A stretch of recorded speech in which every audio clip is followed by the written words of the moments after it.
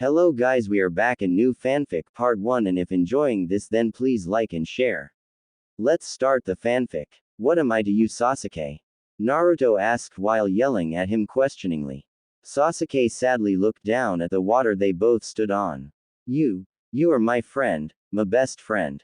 Sasuke immediately looked back up at Naruto, his Sharingan blazed. I have to leave that weak village, and that is why I have to kill you. To get the power to kill my brother, you wouldn't understand. That is bull. You could be so much better than that, Sasuke. I won't let you go to that bastard, even if I have to break your arms and legs. Naruto retorted as he coughed up some blood into the water from his still healing chest. Naruto shifted his stance to all four of his limbs as the chakra cloak surrounded him. The chakra formed a single tail and a pair of fox ears jutting from Naruto's head. You said that before, and look where it got you, a Chidori in the chest. I don't know how you heal so quickly, but I will gain power from killing you. What is this power I feel? How does he have such power? He should be dead. Sasuke's thoughts wandered over what had happened so far.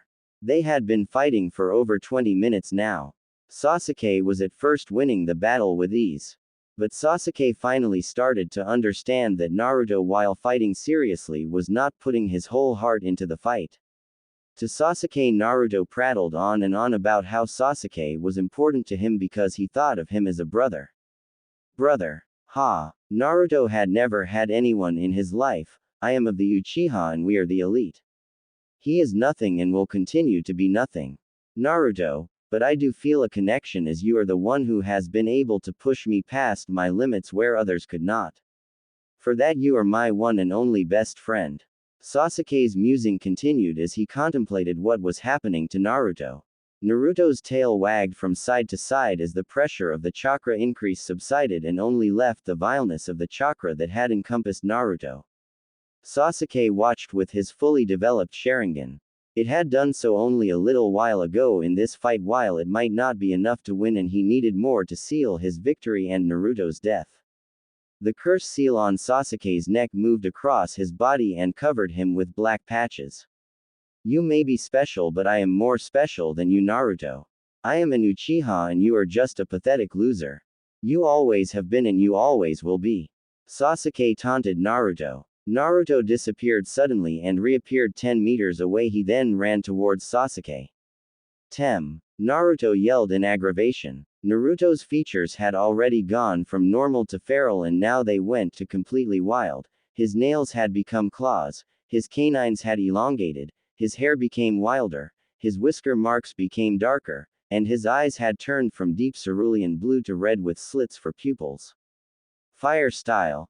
Fireball jutsu. Sasuke yelled as he sent yet another fireball at Naruto. Not unlike the last 5 had sent at him, had done anything more than singe some of his clothes. And the Chidori wound appeared to be nearly healed. Only the hole in the blood on his jacket bore witness that the attack had even hit Naruto. Naruto swung his arm towards Sasuke and the chakra arm flowed at Sasuke. It slammed into Sasuke from over 5 meters away, sending Sasuke careening into the canyon wall. Sasuke began to laugh manically. What is so funny, Tem? Naruto yelled, asking for an answer. The dust began to clear and Naruto began to see a sight that shocked and sent a shiver down his spine. Sasuke's curse seal again spread, and this time it covered his entire exposed skin, turning his pale complexion completely black for a few seconds. Sasuke's hair turned gray. A gray 4-point star appeared on his face around the nose area. Sasuke's skin turned a putrid shade of gray and then star mark turned black. Sasuke's eyes were now black where the whites should have been. His Sharingan continued to blaze. His chakra became twisted and evil. You see, I am better than you. Sasuke again taunted Naruto. Naruto reached out with his chakra arm and slammed Sasuke into the leg of the Madara statue at the edge of the waterfall. Naruto was surprised when he looked at Sasuke only to find what looked like clawed and webbed hand protruding from Sasuke's back as if to protect him. Sasuke had grown a grotesque wing. Naruto was suddenly flung across the face of the waterfall into the leg of the first Hokage statue on the other side of the waterfall. When the dust cleared, Naruto had started to form a single-handed Rasengan using both his and the Kyuubi's chakra. Sasuke grimaced in pain as a second hand came out of his back to give him a pair of grotesque wings. Sasuke then looked at Naruto and saw his left arm hung lifeless and that Naruto was winching in pain. It seems that this power of yours comes at a price. Time to end this. Chidori. Sasuke ran through the 3 familiar seals and then produced a standard Chidori. He then pushed the vile chakra from the seal into the Chidori, turning it into a sickly black lighting. One last chance, Naruto, do me a favor and just die so that I can have my revenge on Itachi. Sasuke almost pleaded with Naruto. No, I promised Sakura-chan I would bring you back and that is what I am going to do. I will not die for you, I have my own dreams. I have been alone too long and I am not going to die here. Not when I have found some people that mean so much to me. Naruto yelled his reply, which only angered the Uchiha even more. Both jumped in front of the waterfalls and flew towards each other. The attacks connected as Chidori and Rasengan was heard. Both were encompassed by the release of energy from both of the attacks, while that release pushed the waterfall back upon itself and up into the air. Naruto reached forward and scratched Sasuke's Hitai-8, while Sasuke's clawed hand minus the Chidori hit Naruto right above the heart. Sasuke smirked as he felt Naruto's sternum break and his hand start to enter Naruto's body. That was until he felt a fist hit him in the right side directly in the ribs. He felt several of his own ribs break as he and Naruto flew apart. Naruto landed on the river bank, rolling onto his back as blood began to pool in the wound in the center of his chest. Naruto's breathing was shallow but still there. Sasuke had bounced off the back of the waterfalls only to land near Naruto, only further injuring to his ribs. The sun was slowly being blocked out by the clouds that made a ray of sun that bathed Naruto in an almost angelic light. Sasuke slowly crawled over towards Naruto. As he did, the ray of sun slowly shrunk to be only a small beam centered on Naruto's face. Sasuke pulled himself towards Naruto as the ray of sun at last disappeared. Sasuke's bloody hand reached up and touched Naruto's neck as pain racked Sasuke and thus caused him to collapse. Sasuke's Hitai-8 fell as he did this only to land on Naruto's open hand. The rain began to fall and soaked both the boys. A few minutes later, Kakashi and Pakken entered the Valley of the End. Both jumped down the walls as the forms of Naruto and Sasuke came into sight. Kakashi surveyed the 2 boys. Naruto still bled from the wound in the center of his chest. Sasuke had his hand at Naruto's throat and was dripping blood from his hand and his opened mouth. There were 2 holes in both of the boys' shirts. Naruto had 2 in the chest, one filled with bloody water, and Sasuke had 2 in the back where his wings had sprouted, but now they were gone. Looks like Naruto accomplished the mission of stopping him. All we need to do now is bring them back to Konoha. Pakken stated. I am rather low on chakra and am not sure if I can bring them both back. Kakashi stated bluntly to his canine friend. Do I have to drag the Uchiha brat, or are you going to take a soldier pill and make a Kage Bunshin? Pakken inquired, almost annoyed at Kakashi's laziness. Kakashi finally nodded as the rain subsided and popped a pill in his mouth. He then pulled his mask back into position over his nose and mouth. He then crossed his fingers and stated, Kage Bunshin. A second Kakashi appeared and picked up Naruto as the original picked up Sasuke. All 3 leapt back up towards the cliff side and headed back towards Konoha. Kakashi, his clone and Pakken were jumping back through the trees and were suddenly joined by several medical shinobi. What is the status of Naruto Uzumaki and Sasuke Uchiha? Matate inquired. Sasuke appears to have broken ribs and possible internal injuries. Naruto will be fine. Kakashi stated bluntly. How are the others? The rest of the team are all back in Konoha, having all sustained injuries. Akamaiki and Hyuga are in the most serious condition, while Inuzuka sustained serious but not life-threatening injuries and Nara sustained the lightest injuries. Matate stated, and then surprise came over his face. Kakashi-san, you are covered in blood and trailing quite a bit. Did you injure yourself? That is a Kage Bunshin, and no, I am not injured. Kakashi replied. Then Kakashi, stop now. Naruto appears to need immediate medical attention. We will field treat them both now so that we can ensure that both your students survive. Mitate demanded as Kakashi and his clone dropped to the ground. Setting both boys down, Kakashi noticed that Naruto's wound had not healed much at all. He is healing more slowly than I thought he would. Kakashi thought as Sasuke coughed up some blood but otherwise was breathing fine. How are they? Kakashi asked with worry in his voice. Mitate had looked over Naruto and continued to shake his head. Magaki spoke up after examining Sasuke. Uchiha-san should be fine for transport, he has broken ribs and a concussion. He has a bruised lung and spleen but otherwise is just suffering from chakra exhaustion. Uzumaki-san is suffering from a partial lung, a heart murmur, blood loss and is bleeding internally. I was able to stop the bleeding for now but we need to get him back to Konoha immediately. Mitate stated as he picked up Naruto and jumped off.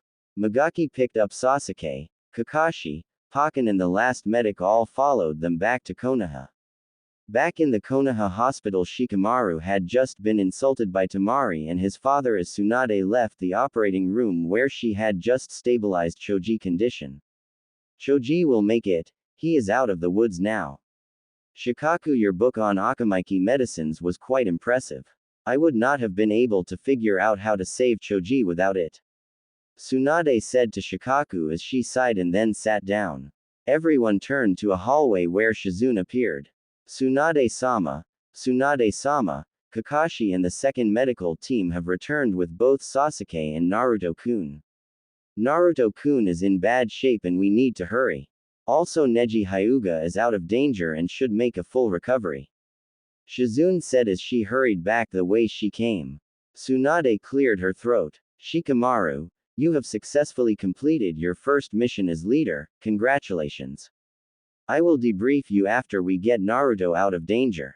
Tsunade said as she ran off towards her newest waiting patient. If Shizune says that Naruto is in bad shape then it must be bad. Naruto woke up to the smell of antiseptic and bleach.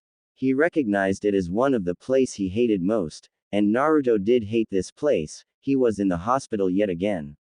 He opened his eyes and noticed Shikamaru sitting on the bed as he played shogi with himself. Hey Shika! Naruto barked out as he startled Shikamaru. So you are finally awake. It has only been 3 days. Man, you are troublesome, Shikamaru said with a smile as he handed Naruto a glass of water to quench his parched throat. Naruto graciously accepted the glass and drank it down. Naruto was brought up to speed with the mission and how he had saved it from failure, but the really good news was that no one in the group had died. Naruto apparently was the closest to death of the team. Choji and Neji were close seconds. Naruto began to plot a prank with Shikamaru on Choji as the door slid open and slammed against the braces. Sakura appeared in the doorway and she appeared to not be pleased. She looked ready to kill, if you were to read the look on her face. She walked straight over to Naruto and slapped him on the side of the face.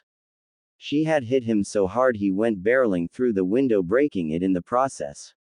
Naruto continued out the window and landed on the pavement walkway outside the building. Naruto landed face first, skidding to a halt in front of Kurenai and Hinata. Hinata looked down in fear but was not sure what to do, either pass out or help Naruto. She opted to help Naruto and bent down to help roll him into a laying position. Naruto-kun, are you okay?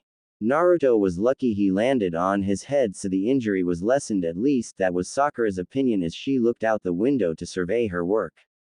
Kurenai looked angrily at the pink-haired girl and gently picked up Naruto with the help of Hinata. They proceeded to take him back to his room, quickly.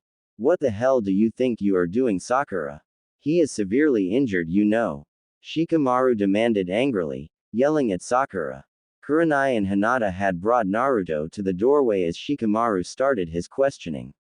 Naruto had woke up to Shikamaru's voice and looked to see Hinata with a concerned look on her face and that he was being carried by Kurenai. I was getting even with Naruto. Sakura spat out with so much venom that Naruto winced in phantom pain. What the hell are you talking about? He brought back your precious Sasuke. What else did you want from him? Shikamaru demanded with even more vigor. He promised to bring him back. But not in pieces. Sakura yelled at Shikamaru. I told you this might be how it would be, didn't I? Shikamaru stated. Yes, but he hurt Sasuke-kun. And I won't forgive him for that.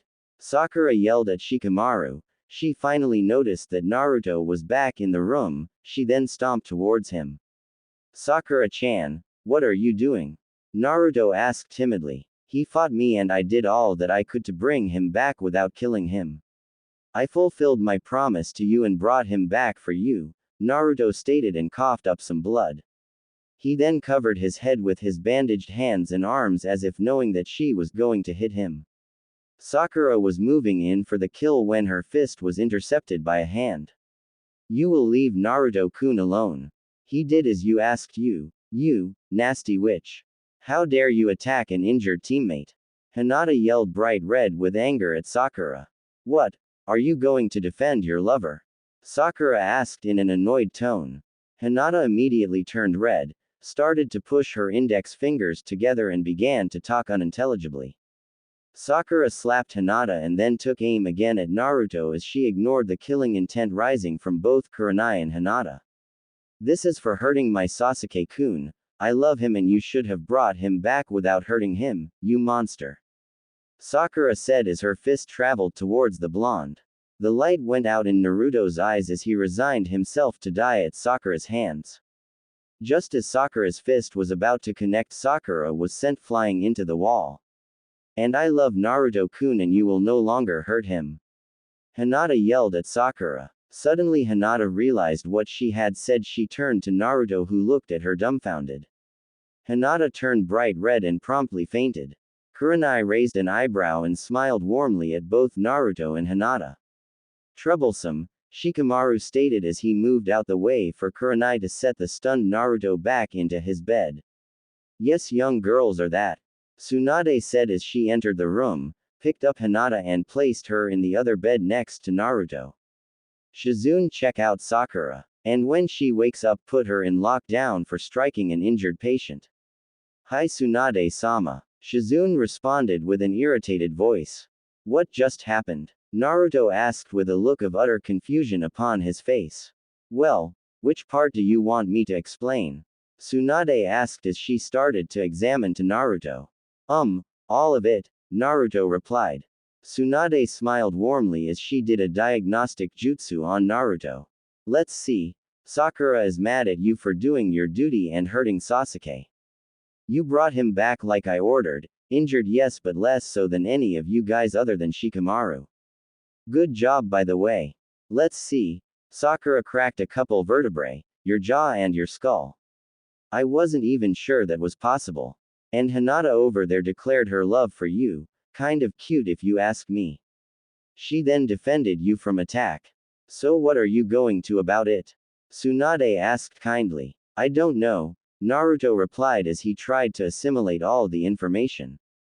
Well, let's start with your report then. Tsunade prodded Naruto gently. Well, after bushy brows took over the fight with that bone guy for me, I chased Sasuke. The Tem kept on taunting me. I tried to talk to him and get him to return, but he just laughed at me and called me in the village weak. I punched him trying to knock some sense into him and he tried to kill me for just punching him. We fought and I had to use him. Sasuke pushed a Chidori right through my chest, here. Naruto explained as he pointed to his right chest where there was a patch of lighter colored skin. It was aimed for my heart but I was able to divert it at the last moment. He really wanted to kill me, saying that killing you will allow me to gain the power I need to kill Itachi, whatever that means. We fought for quite a while. As the battle began to draw to a close, Naruto looked down and swallowed hard. He called me his best and only friend and that was the reason he had to kill me. He ordered me to die. I got so angry I continued to pull from my second chakra reserve and again we fought. He transformed into something hideous with wings and all. We made one last attack against each other. He powered up another Chidori and I made a Rasengan. They hit and they destroyed each other. I scratched his hitai, and I also got a good hit to his ribs while he dug his clawed hand into my chest.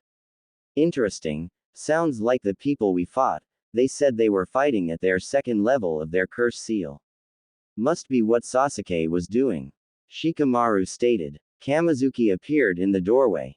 Hokage-sama, the council is demanding your presence. I'm sorry Hokage-sama. Tsunade waves Kamizuki off. That is okay. What do the old buzzards want now? I don't know, but they said it was urgent. Kamizuki replied with a bow. Naruto, you get to feeling better and keep an eye on that one, she might be a keeper. Tsunade said, pointing at Hinata, smiled and ruffling his hair. And forget about the pink one. She will not let go. Tsunade said with a gentle smile and left the room. Shizune picked up Sakura and left right behind Tsunade.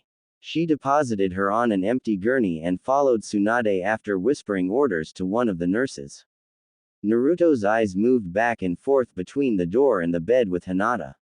What do I do? Sasuke is all Sakura thinks about and wanted. I guess I understood that when I promised her that I would bring him back. Now she hates me for fulfilling my promise to her. She begged me to bring him back.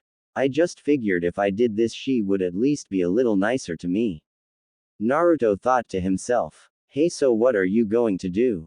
I mean, you have the daughter of the Hiyashi Hyuga right there and she professed to be in love with you. I would say that you could do a lot worse. I mean, a girl who says she loves you is a good start. Especially for a guy who kept on hitting on the pink banshee, and would get clobbered every time you ask her out. Shikamaru said with a gentle smile. Naruto smiled and put his hand behind his head. Yeah, Sakura can get a little violent. I think I am getting sort of tired of it. Naruto said cheerfully and then looked directly at Shikamaru, who had a stunned look on Shikamaru's face. What? Shikamaru shook his head. What, no-chan? Naruto looked confused for a second and then looked like he was thinking. Well, I have never had someone say they like me, let alone say that they love me. I mean, almost the entire female population our age is after Sasuke Tem. I guess I am wondering what it is like to talk to a girl and not have her clobber me for once. Or if she does, at least she would say it was because she cared about me. Hinata had woken before Tsunade had left but feigned being asleep. Maybe Naruto-kun will give me a chance, were her thoughts as she contemplated what to do next. Tsunade walked into the council chamber in a surprisingly good mood. First, Naruto had survived being attacked by Sasuke, and second, Hinata Hyuga of all people had stood up to one of the people who had been mean to her adopted son and professed her love for him. Tsunade sat in her chair. Okay. What is so important that you have to pull me from treating patients and injured shinobi? Tsunade asked with a sigh. Tsunade-hime, are we to understand that the demon brat brought back the Uchiha boy? Koharu asked in an angry tone. Tsunade wore a confused look on her face. Shikamaru Nara and his team were able to successfully retrieve the missing nin Sasuke Uchiha. On that point, the council has decided that Sasuke will not have been listed as missing ninja. A majority of the council feel that boy was the cause of him leaving in the first place. So no punishment will be put upon Sasuke Uchiha. Homura explained. Tsunade stood and slammed her fist on the table, cracking it. What? I have 5 injured genin, and 2 injured jonin, who had to deal with the group that accompanied Sasuke on his little merry trip to go see Orochimaru. And you want to just set him free? He severely injured one of my genin personally, with the intention of killing him. His death would have been immaterial. The important fact is that Sasuke is back in the village. Koharu stated. A large group of the clans grumbled at that statement but were outnumbered by the older shinobi and civilians on the council. You see, Tsunade-hime, we know you favor the boy and are just making sure that the interests of the village are looked after before your own personal agenda is satisfied. It has also been decided that the demon child will either be exiled, or if you prefer, we could have him executed if he does not accept exile. Danzo stated. What are you thinking? He is Konoha's Jinchuriki. There is also Akatsuki to worry about. Aren't you worried about what they might do to Naruto? Tsunade asked as her worry piled up. We are strong enough a village now that we can deal with a few missing nins. Danzo stated. They are all A ranked or higher. One even slaughtered his own clan. Now why do you want to exile Naruto so badly? Tsunade asked pointedly. He is guilty of stealing, making a general nuisance of himself and injuring a fellow shinobi. Homura stated. Which shinobi are we referring to? Tsunade asked, not liking where this was going. First we must point out Sasuke Uchiha, and second we point out Mizuki Tsuji. Koharu stated. Both were traitors. Mizuki was trying to steal the Forbidden Scroll and Sasuke left without permission and was traveling to a known enemy. Tsunade protested. It is our understanding that Naruto Uzumaki stole the scroll. Homura replied. Only after being coerced into it, by being told that he could pass the Genin exam if he delivered it to Mizuki, thus Mizuki is the guilty party. Tsunade protested. Naruto still stole the scroll and that in itself is a crime punishable by death. Koharu replied angrily. And he severely injured Sasuke Uchiha while he was supposed to retrieve him. We might have lost the Uchiha line permanently. Homura answered. Uchiha resisted and force was required to bring him back. I authorized force to be used if necessary. And why are you so worried about the Uchiha line? Tsunade said. Hiashi stood and yelled. I have had enough of this witch hunt. I am leaving. Hiashi got up and left, taking along with him Shibi Aburame, Tsume Inuzuka, Choza Akamichi, Shikaku Nara and the Inoichi Yamanaka. Now we can actually some business done without them being here and in the way. We do have a quorum.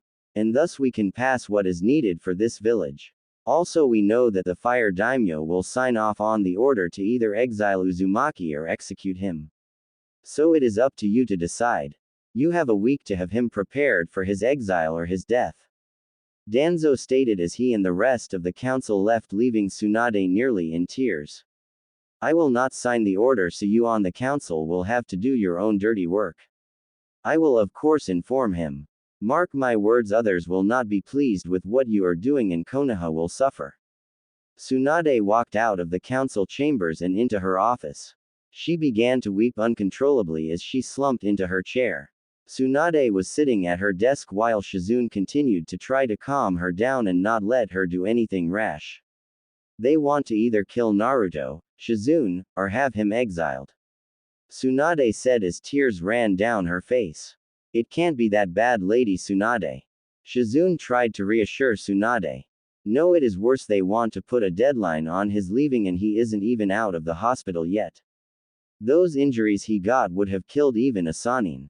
Sasuke's injuries are light compared to the others except for maybe Shikamaru.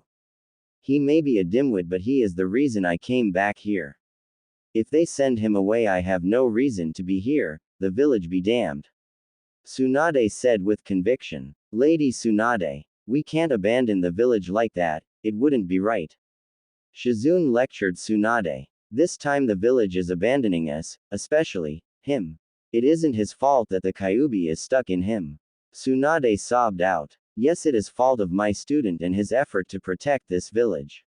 So when are we leaving with the Gaki?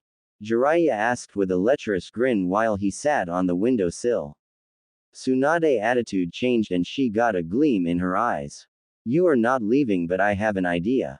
I need you to cover for me for a while so that I can do something with the Yondaime's legacy. Tsunade said with a wicked grin as she pulled out a picture of Hinata Hyuga. What about the Hyuga girl? Jiraiya said with disdain. She is quiet but powerful. She also showed me something that I like. She appears interested in our favorite Gaki. Tsunade said with a grin. Jiraiya, seal up all of Naruto's stuff and have it here in the morning. Shizune, find me Hinata Hyuga. I have an apprentice to appoint and some paperwork to fill out. Iaa. Are you feeling alright, Lady Tsunade? Shizune asked as Jiraiya slipped out the window towards Naruto's apartment. Naruto was just waiting for the nurse to arrive, thus bringing him his nightly dinner. The door opened and a dejected-looking Jiraiya and a somber-looking Iruka entered. Yo Gaki, want to go out to ramen our treat? Jiraiya asked in a somber mood. Naruto was not sure how to react. First Tsunade Obachan had said he needed to stay in the hospital, but now Jiraiya and Iruka-sensei were offering to have him go out to dinner with them. Naruto did not quite trust Jiraiya because of his training and leaving him with the bill. What's the catch, Arrow Sennin? Naruto asked with a questioning look. Can't I take my favorite Gaki out to dinner? Jiraiya asked innocently. Right. Last time you said you would treat, I ended up paying for it. Naruto said with a huff. It isn't my fault you misunderstood what I was talking about when I said we would go eat your favorite food. Jiraiya pleaded innocently. And then you had me get clobbered by Sakura as part of training. What was that all about? Naruto replied angrily. What no-chan for poor Sakura? Jiraiya inquired playfully as Iruka had also noticed the missing chan suffix on Sakura's name also. Not after what she did to me earlier today. She punched me out through a window. Talk about adding insult to injury. And then Hinata-chan defended me. Naruto replied with a blush. He was not sure why he was blushing. He knew he was blushing and it just seemed to come naturally. What's wrong with a little punch? Tsunade Harem does it to me all the time. Jiraiya responded, and he did notice the blush on Naruto's face at the mention of the Hyuga girl. What? Sakura assaulted you while you were in the hospital? We are on the second floor. I know the Kyuubi heals you pretty quickly, but Naruto, that just isn't right. With Jiraiya-sama, Lady Tsunade will heal him up after hitting him. I know that Sakura doesn't have those skills. Iruka stated as he shook his head. So Hinata defended you. Was this before or after you were sent out the window? And why did Sakura send you out the window, Naruto? Naruto took a minute to think, then proceeded to explain what happened. You see, it is all Sasuke Tem's fault. Sakura loves him and hit me because I hurt that Tem. That was the only way to bring him back, there was no other way. As for Hinata-chan defending me, well, Kurenai-sensei brought me back up to the room after Sakura sent me flying. When we got back into the room, Sakura was going to hit me again, but Hinata stopped her, Naruto explained while his face turned red. What did she say, Gaki? Jiraiya prodded with a lecherous look in his eyes. Sakura said that she loved Sasuke, and Hinata-chan said. Naruto gulped and turned even redder than before. Yes? Jiraiya asked as he moved closer to Naruto and drew out the yes. Naruto closed his eyes and took a deep breath. She said she loved me, okay? Naruto yelled out only to pull the covers over his head. Iruka beamed with joy. Hinata seemed to have gotten over her shyness and admitted her affection to the blonde he considered a son or a younger brother. That is great, Naruto. Now you will treat her right, won't you? Naruto lowered the covers with a confused look on his face. What do you mean? Why wouldn't I? She is a friend. Naruto replied. Iruka slammed his hand onto his forehead. Naruto, are you going to reject her right off the bat, are you? Iruka asked, not sure if he wanted to know the answer. What do you mean? I like her, but I don't know if I love her. Naruto responded, but it sound half-hearted. Naruto, get dressed and we will go out to eat. We will also have a talk. Actually, we have a few things to discuss, including your new girlfriend and how to treat her. Jiraiya said, throwing a fresh pair of clothes to the blonde. Naruto did as he was told, but not sure if he wanted to know what this talk was all about. Naruto, Iruka and Jiraiya left the hospital saying they would return the patient in an hour or two. Hinata-sama, you have a guest at the front gate. It is Shizune-san with a message from Hokage-sama. Neji said in a flat tone but with a gentle smile. Thank you, Neji-nisan. I will be there in a few moments. Hinata responded as she pulled her jacket back on and headed towards the front gates of the Hyuga complex. Hinata bowed as she passed several branch family members who smiled and returned the bow. Shizune smiled warmly to Hinata and waited until she was standing right in front of her before addressing Hinata. Hokage-sama requests your presence before her immediately. Hi. Hinata responded as she fell into step behind Shizune as they walked towards the Hokage's tower. Naruto, before we begin, I want to explain something to you. Jiraiya said in a serious voice as they sat down in their stools at Ichiraku ramen stand.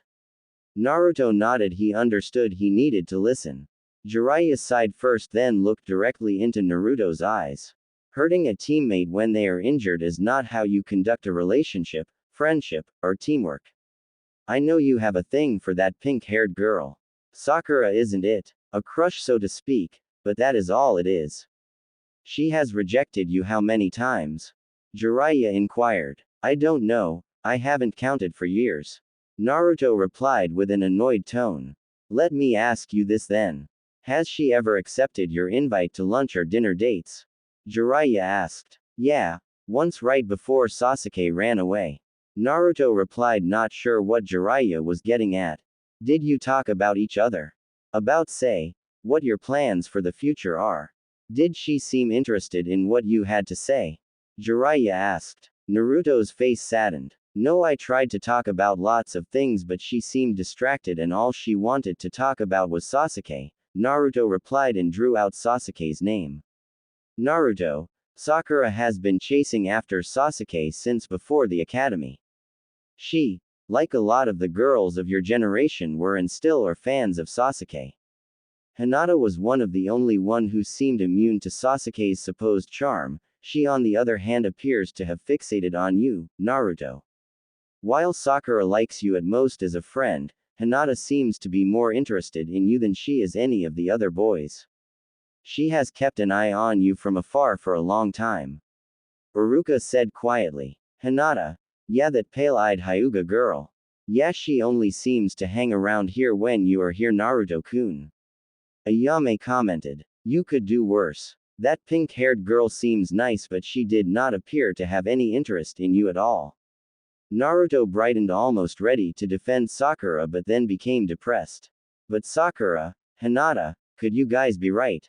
Ah, I'm so confused, Naruto yelled in a panic. That is a good place to start, Naruto-kun. Ayame smiled as she began to talk and serve the guys their ramen. Hinata knocked on the door of the Hokage's office only to hear a muffled, come in. Hinata bowed and looked at Tsunade. You called for me, Hokage-sama. Tsunade finished writing on the sheet of paper in front of her. Tsunade smiled and looked at the young girl. Her eyes were red and puffy as if she had been crying recently. Hinata Hyuga, I have a few questions for you and please answer the questions honestly. Hi, Hokage-sama. Hinata answered sharply but quietly. How would you like to become my apprentice? Tsunade asked as she folded her hands in front of her chin. Hinata blushed with surprised look on her face. Me? Why me? Well, between you and me I need someone with excellent chakra control. Being a Hyuga, you fit the bill. You also more than likely to have some knowledge of healing already. This will help me in my instruction of an apprentice. Tsunade pointed out. I would love to become your apprentice. I am not afraid of hard work, Tsunade-sama. What are your other questions? Hinata asked. Well, were you serious with your statement in Naruto's hospital room? I am sorry to be so blunt and put you on the spot like this, but I need to know. Tsunade asked with a warm smile on her face. Hinata blushed and nodded. Tsunade smiled at her acknowledgement. For my next question I have to make you swear to secrecy. What I am going to tell you is a secret and I need you to not spread it. Tsunade looked at Hinata closely. Hinata contemplated what Tsunade had said to her. You can trust me, Hokage-sama. I can keep a secret, Tsunade-sama. Good. Naruto has been exiled by the council. Tsunade stated bluntly. She then waited to gauge the girl's reaction. Hinata became angry and tears welled in her eyes. No, they can't do that. That is the Hokage's job. He has done nothing wrong. No, they can't do that to my Naruto-kun. Hinata protested adamantly. Okay, given that, what would you do for Naruto? Tsunade asked with a smirk, hoping for a certain reaction. I would do anything. Would, Hinata's gulped and puts on a stern face. I would even face my father to help Naruto-kun. Hinata said as she trembled with both frustration and anxiety, her fists clenched. Tsunade smirked. How would you feel about leaving the village with Naruto, Shizune, Tonton and me? If I were to say leave the village with Naruto, would you come with us? Tsunade watched the emotions play over Hinata's face. Hi, Hokage-sama, I would leave with you and Naruto-kun. If only to be near him. Hinata replied. The last comment was barely audible. Tsunade smiled. Good, then pack up and we leave tomorrow morning at 6 am. Naruto and Shizune will be accompanying us. You are now officially my apprentice. Please sign here and make it official.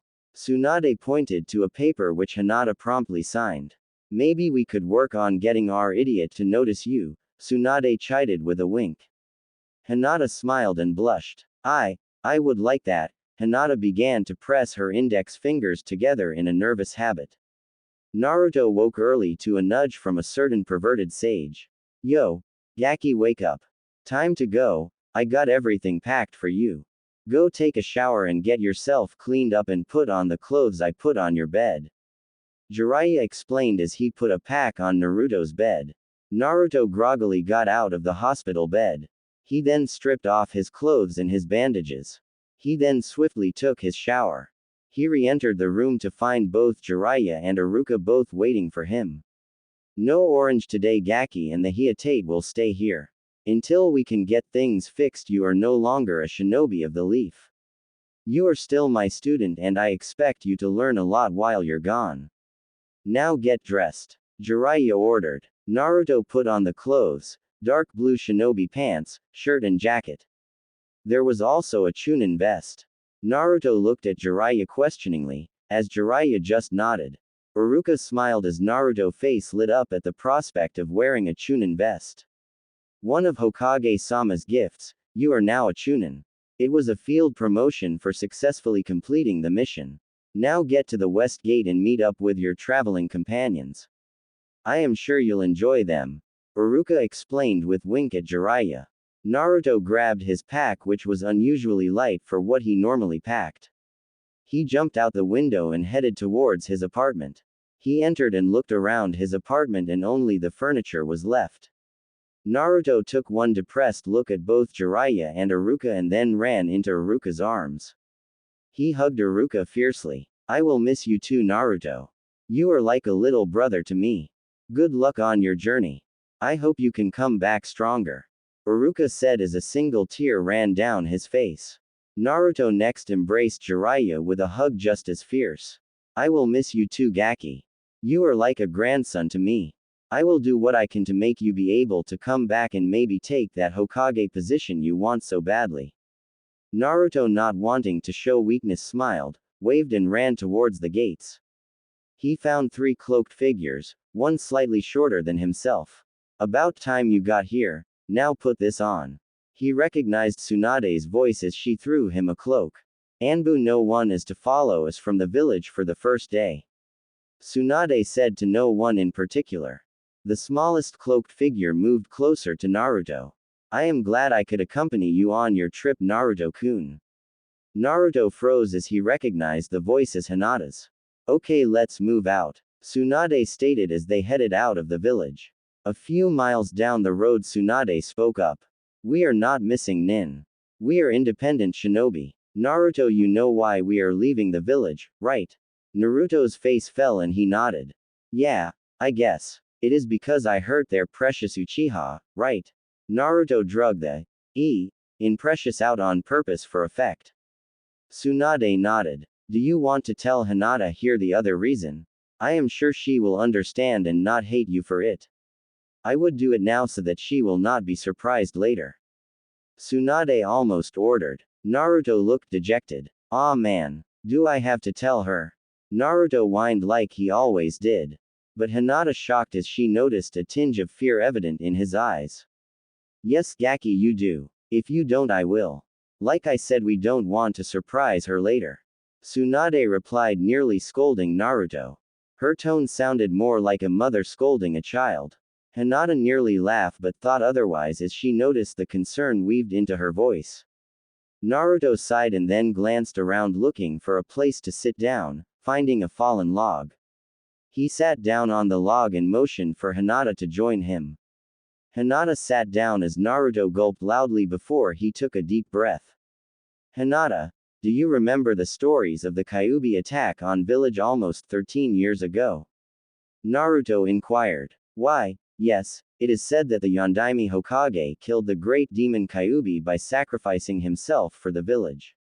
Hinata responded. Gulping again, Naruto replied, well, you only know part of the truth. What do you mean, only part of the truth? Hinata questioned. As Naruto looked at Hinata, he sighed and thought. I guess this is it. It is either now or never. It is true that the Yondaime did sacrifice himself to stop the Kyuubi. Hinata's face went from expressionless to fearful. What do you mean that he only stopped the Kyuubi? Didn't it die? The Kyuubi is a Biju and thus impossible to kill. There is only one way to stop them. You need to seal inside something like we seal things using sealing scrolls. But with the more powerful ones there are special requirements. Naruto continued. Special requirements? What does he mean by special requirements? Hinata thought as Naruto continued his explanation. The Kyuubi, having 9 tails of power, is so powerful that it would need something with the willpower to suppress it and have chakra coils that could expand to deal with the strain of the additional chakra it would be giving off. Naruto's reflected his worry as he saw Hinata's face became more and more filled with rage. Only a newborn child would be able to handle the added strain and be able to grow under such a predicament. Naruto took a deep breath and then looked deep into Hinata's eyes. Hope showed as Naruto asked his next question. Do you know what day my birthday is? Naruto asked quietly. Why, yes I do. It is October 10th. Hinata replied without thinking. A moment later she had pieced the puzzle together and gasped at the implications. Naruto closed his eyes, lowered his head as he awaited Hinata's response of fear and loathing. That did not happen. Instead he felt a drop of moisture land on his hand. He opened his eyes to see Hinata crying before she wrapped her arms around him and proceeded to bury her head in his chest. Wincing in pain, Naruto looked up at Tsunade as if to questioning what to do next. His gaze was rewarded by seeing Tsunade and Shizune both crying. Looks like you're stuck with her, kid. Tsunade said with a chuckle once the crying had subsided. Naruto sighed gently as he placed his hand upon Hinata's head. Hinata looked up at Naruto with sad eyes. I am sorry Naruto-kun that you had to have such a burden for so long and I didn't realize your pain. Please forgive me. Hinata again buried her head in Naruto's chest, eliciting a slight oomph from Naruto. Hinata didn't raise her head and apologized. Sorry. That's all right, Naruto said as he lifted Hinata's face to look at him. Hinata-chan? Naruto inquired. Yes, Naruto-kun, Hinata answered. Did you mean what you said back in the hospital? And now that you know my secret, do you still feel the same way? Naruto queried. Hinata nodded and stammered out her response. Naruto-kun is Naruto-kun. She then put her head down on his chest as her blush made red apples look pale in comparison. Naruto just smiled warmly as he brushed her hair with his hand for several minutes as Hinata composed herself. Better? Naruto asked. Hinata nodded and extracted herself from Naruto. She was still blushing but had at least gone back to a pink shade. So Hinata, do you have a problem with Naruto being the Jinchuriki of the Kyuubi? Tsunade solicited a shake of Hinata's head. Good, now we can continue. Shizune, you got everything that I told you take care of last night, didn't you? Shizune nodded. Yes, Tsunade-sama. The money is sealed in one of the scrolls, as is your hat. The scroll of sealing and a couple other scrolls are sealed in another scroll. Sarutobi-sama's summoning scroll in that scroll too. I have the 4th special dagger and notes on Hiraishin no Jutsu. I also have copies of Jutsu from Hiashi for Hinata to study. Shizune's statement caused both Hinata and Naruto to take notice that Hiashi had given something to them before they had left specifically for Hinata. Hinata helped Naruto stand up off the log and noticed he was in pain. Tsunade-sama, Naruto-kun isn't doing so good. He needs some help. Hinata yelled as she brought Naruto's arm over her shoulder just as Naruto collapsed into her. I think he passed out. Please, help him, Hinata begged. Tsunade pointed to a spot on the ground free of debris. Set him there, I need to check him. Also use your Byakugan to check his chakra network. Tsunade ordered as Hinata gently placed Naruto on the ground. Hinata activated her Byakugan as Tsunade did a diagnostic jutsu. Shizune. Naruto is suffering from internal bleeding again. Apparently he can only take so much Kyuubi chakra for repairs. We need to patch him up again. Tsunade turned to Hinata. He will be okay and don't blame yourself for his injuries. I am sure he was pushing himself too hard and opened up one of the sutures in his lungs. We can fix it, but what do you expect from him? He wasn't supposed to leave the hospital until the end of the week.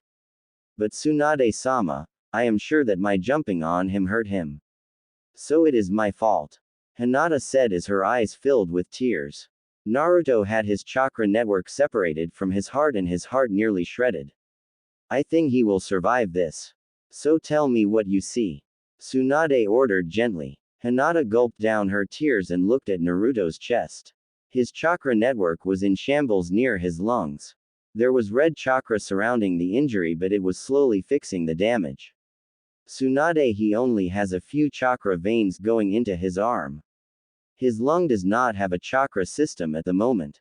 I do see red chakra building chakra veins in the area, but will take a long time at the rate they are going. They appear to be repairing a short length, then heal the area around the length, but the healing is faster than I have seen anyone heal. It must be the Kyuubi trying to repair the damage. When we put him back together, he was a mess. He had a bruised heart and his right lung was missing. It was growing slowly and we estimated it would take about a week to be fully repaired. I guess my estimates were right. Tsunade looked around the area and pulled out a scroll. What is that scroll? Hinata asked as she held Naruto's hand and stroked his face gently, which elicited a weak smile. Oh, it's a camping equipment scroll. Shizune, gather some firewood. Hinata, I want you to sleep with Naruto tonight. Tsunade appeared to order Hinata. Hinata promptly passed out next to Naruto. Geez, I meant she would need to sleep in the same sleeping bag so that Naruto would not get cold. Tsunade stated as she chuckled at Hinata's antics. Tsunade and Shizune both made camp using the tents and equipment sealed up in the scroll. Shizune had just placed Naruto in a double-wide cot inside of a sleeping bag. Tsunade had gotten the fire started when Hinata had woken up. Good evening, sunshine. Tsunade teased the young Hyuga. I wanted to apologize and say that I didn't mean what you thought I meant earlier. I want you to share the sleeping bag with Naruto so that he doesn't get cold tonight. I just figured you wouldn't mind. I mean, Shizune could do it if you would like. Tsunade teased both Hinata and Shizune. Hinata pressed her fingers together in her familiar nervous habit. I would like to help Naruto-kun, Hinata replied nervously. Tsunade smiled gently. Take good care of my little brother. Tsunade's face changed to a stern look. We are going to start the both of you in your training tomorrow. Hinata, I know that you have good chakra control. We need Naruto to have similar control. Because of the Kyuubi, his chakra reserves are enormous. That and his family also had large reserves. You knew Naruto-kun's family. You should tell him. Hinata pleaded with Tsunade. It might help him to know he was loved. Everyone in the village treated him badly and for something he couldn't control. I knew his parents, but I will explain it later. For now you can tell him that he was loved by his parents and he can verify it with me. He is not ready for this truth, not yet. Now eat your dinner and go lay down beside your boyfriend. Tsunade teased as she handed Hinata a plate of food. What about Naruto-kun? Hinata asked as she took the plate. He should be out for the night. Shizune and I will keep watch. You just keep your Naruto-kun warm tonight. Tsunade ordered. Hinata blushed and smiled. Hi, Tsunade-sama. That's my girl. Tsunade stated as she handed a second plate to Shizune and filed a last plate for herself. Hinata snuggled up beside a shivering Naruto. He settled down after a while as her body heat helped heat him back up. Hinata slept the best she had in years and woke to see Naruto's gentle whiskered face. Tsunade walked over the sleeping pair and gently touched Naruto's shoulder. Naruto, it is time to wake up. And be careful about it, you are injured. Naruto's eyes flittered open as he looked to see Hinata looking at him from inside the same sleeping bag. Morning Naruto-kun. Hinata took a deep breath as her face turned from pale to pink in a moment's time. Ba-chan. Why is Hinata's face turning red?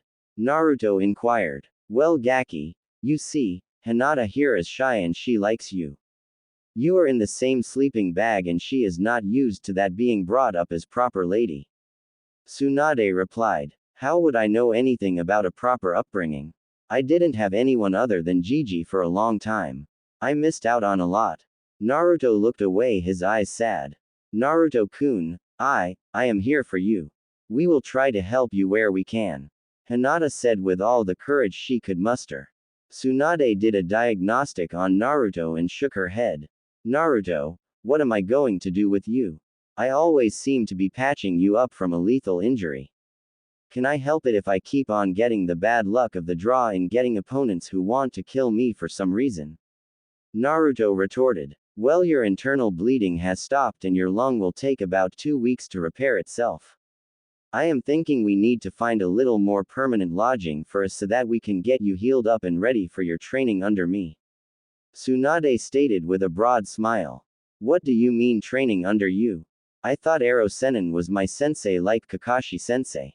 Naruto stated as he noticed Tsunade wince at the mention of Kakashi. What? Tsunade's face furrowed in both anger and disappointment as she looked at Naruto. I looked at the report that Kakashi filed and the ones the medical team filed. What has Kakashi done with your training? Tsunade asked as she knelt near the cot. Naruto looked up and to the right as he pondered the question.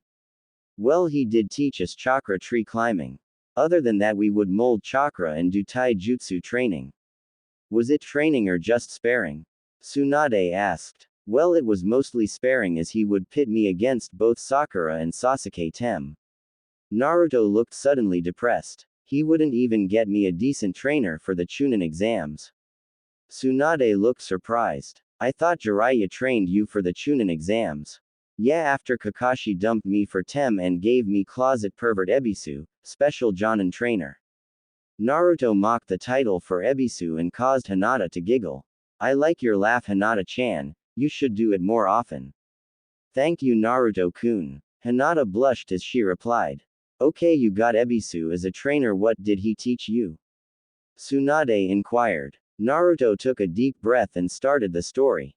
Well, I was not pleased with being dumped for Tem, so closet perv and I played a game of tag. I lost and Ebisu took me out to lunch. He insulted me about my chakra control, big news to me. I have a ton of chakra and no control. Sakura has practically nothing for chakra and near complete control.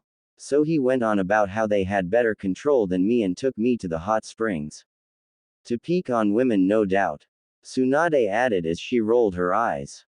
Well, not really, he showed me, or at least tried to show me how to walk on water. I got burnt and soaked by this and almost had it until I saw Ero Sennin peeping. Naruto chuckled. You see, Jiraiya flattened out Ebisu with a toad summons. Tsunade smiled at this. Yes, super pervert clobbers closet pervert. Well, I chased Jiraiya until I captured him. He still wouldn't train me. Well, he owed me training as he took my only trainer. Naruto pleaded to Tsunade, and Shizun's laughter. Well, I had to persuade him, Naruto bashfully explained to a raised eyebrow of Tsunade. I call it my Y-jutsu. It works on all perverts, it is a great distraction jutsu. I think I have heard of it. Tsunade said as she took a seat on her own cot. Naruto stood up with great pain and the help of Hinata.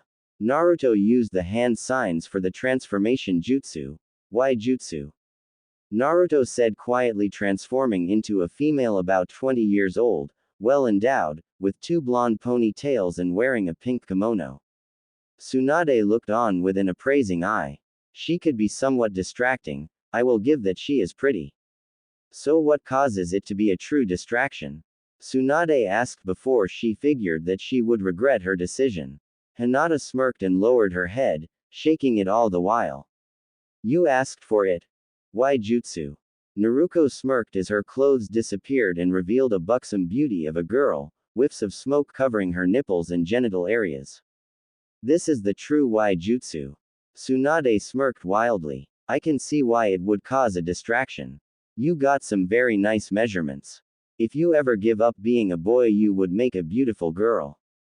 Tsunade teased as Naruto turned into puff of smoke, showing Naruto back to his normal form with a scowl. Hinata seemed disappointed and happy at the same time by the change. What is that look for Hinata? Hinata blushed red instantly. Naruto-kun is both handsome and beautiful. Hinata replied as she buried her face under the sleeping bag. Tsunade raised an eyebrow. Naruto, your jutsu appeared not to be genjutsu but an actual transformation. Am I correct? Yeah, it is an actual transformation. I can't do genjutsu to save my life. Naruto replied, not sure if he should be disappointed or proud. The transformation jutsu is normally a genjutsu, not an actual transformation. There is a transformation jutsu, but it is a Jonin level jutsu. I am not sure how you are able to do it, but you can do that jutsu without any of the required hand signs. Also, the jutsu is in the Forbidden Scroll. Do you know why? Tsunade asked as both Naruto and Hinata shook their heads. The jutsu requires more chakra than the normal transformation jutsu and can become permanent by rerouting your chakra network. You stumbled upon an improved version of the jutsu and have perfected it. I would say that we need Hinata to watch you perform the jutsu over time so that we can see if you have done something with how you mold the chakra that is different and would make it easier for us to use that jutsu rather than the genjutsu version. Naruto sat down and wore a confused look. Why? Well, genjutsu gives off signs that it is there, your jutsu does not. For all we know, it is related to the Kyuubi and would be a bloodline limit for you. Now back to your story. Tsunade smiled as she asked for Naruto to continue. Well, Ero Sennin watched me try to do water walking and asked me to mold some chakra. I was in my boxers so I wouldn't get all my clothes wet again. He hit my seal with his hand. I later found out from him that he removed a second seal that Orochimaru Tem had placed on me during the second part of the Chunin exams. It had really messed my chakra up. Naruto explained. So you fought Kiba-kun with a seal on top of the Kyuubi seal? Hinata gasped as she inquired. Naruto smiled. Yep. Had I had access to all my chakra, Kiba wouldn't have stood a chance. But I continued anyways despite the handicap. After Ero Sennin removed the seal, I could walk on water without much problem. We then went on to learning summoning. I summoned Gamabunta, but only after he threw me off a cliff. All the females gasped at Naruto's comment. I went on to beat some sense into Neji and then beat some sense into Gaara of the desert. Wait, you beat Gaara? Tsunade asked pointedly. Yeah, Gamabunta, and I beat him when he went into his fully transformed state. Naruto explained as if it was normal. You took on Shukaku, the one-tailed demon form of the Aikibi Jinchuriki? Tsunade asked almost incredulously. Yeah, I did. It took nearly everything I had, but I was able to beat him and scare him into going back to Suna. Naruto replied almost angrily as Hinata rubbed his back affectionately. Naruto froze as he felt the hand moving up and down his back. Naruto, not used to affection, had frozen and was not sure what to do. What is wrong, Naruto? Tsunade inquired with a worried look. Naruto hesitated in responding. I am not sure what to do. What do you mean, Naruto-kun? Hinata asked as she continued to gently caress his back. Naruto gulped. No one has ever rubbed my back to try to comfort me. Sure, maybe a pat on the back from Iruka or Gigi, but they would never rub. All three females looked sadly at Naruto as Hinata embraced him from behind. It is all right, Naruto-kun, we are here for you now and we promise you will get the treatment you deserve. Naruto weakly smiled as he was still not sure how to deal with the situation. With the pain and the new feelings, he could not put on his mask. What do we do now? Naruto asked as he was nearly in overload from affection. We have breakfast, then head in any direction we can to get away from Konoha for a little while. Or until the council comes to their senses. Tsunade responded as she walked out of the tent and began to cook the food with Shizune. Naruto extracted himself from Hinata as gently as he could and apologized. Hinata-chan, please do not get me wrong. I do like you, but I am still new to affection from someone who likes me more than a friend. I know I love to hug and play around. I do enjoy hugs, I am just not used to them. Naruto stated sadly. Can I have more? Naruto asked, almost pleading. Hinata nodded, as she had thought he would want her to stop giving him affection. It was just that he was not used to it, so he wanted to make sure he did not make a mistake and hurt her. She was happy as she again wrapped him in a hug. They stayed that way until they were called out to breakfast. Naruto offered Hinata his hand as he went for the opening of the tent. You coming? Hinata nodded and took his hand. They left the tent together as they went towards the campfire. Okay. You are both now my apprentices. You will do what I tell you and when I tell you. Got it? Tsunade stated, more than asked. Hinata nodded enthusiastically. Naruto looked at her with a mix of confusion and challenge in his eyes. Shizune handed them a plate and a book named Basic Human Anatomy. Here is breakfast and your work for today. We will be studying the human body to become medics. As Naruto-kun will have to take it easy, we will train his mind first, then we will train his body. I know if you can do the Rasengan, you can do simple diagnostic jutsu. Tsunade-sama and I want to take your control to new heights. Shizune raised her hand to forestall any complaints she knew were coming. I know you have poor chakra control because you have large amounts of chakra. Hinata-san and I will help you with chakra control, even if it means we will have to create some new jutsu for you to be able to do this. Does that sound acceptable, Naruto-kun? Shizune asked with a kind smile. Naruto reluctantly nodded. Will there be written tests? I do terrible on written tests. Naruto complained. No, there will be oral tests to prove you have learned the lessons. And as Shizune pointed out, Naruto, you are not in any condition to do any jutsu right now. We will work on the book work first and the chakra control will come as you finish healing. Now as you eat breakfast, I want you to read chapter 1 in the book. Tsunade ordered as she smiled and began to eat. We will be headed to the northeast towards an area you might be familiar with, Naruto. I believe you know the way to the wave country, don't you? Naruto nodded as he was eating his breakfast. Good, then you will know some people there that might help us out while we are there.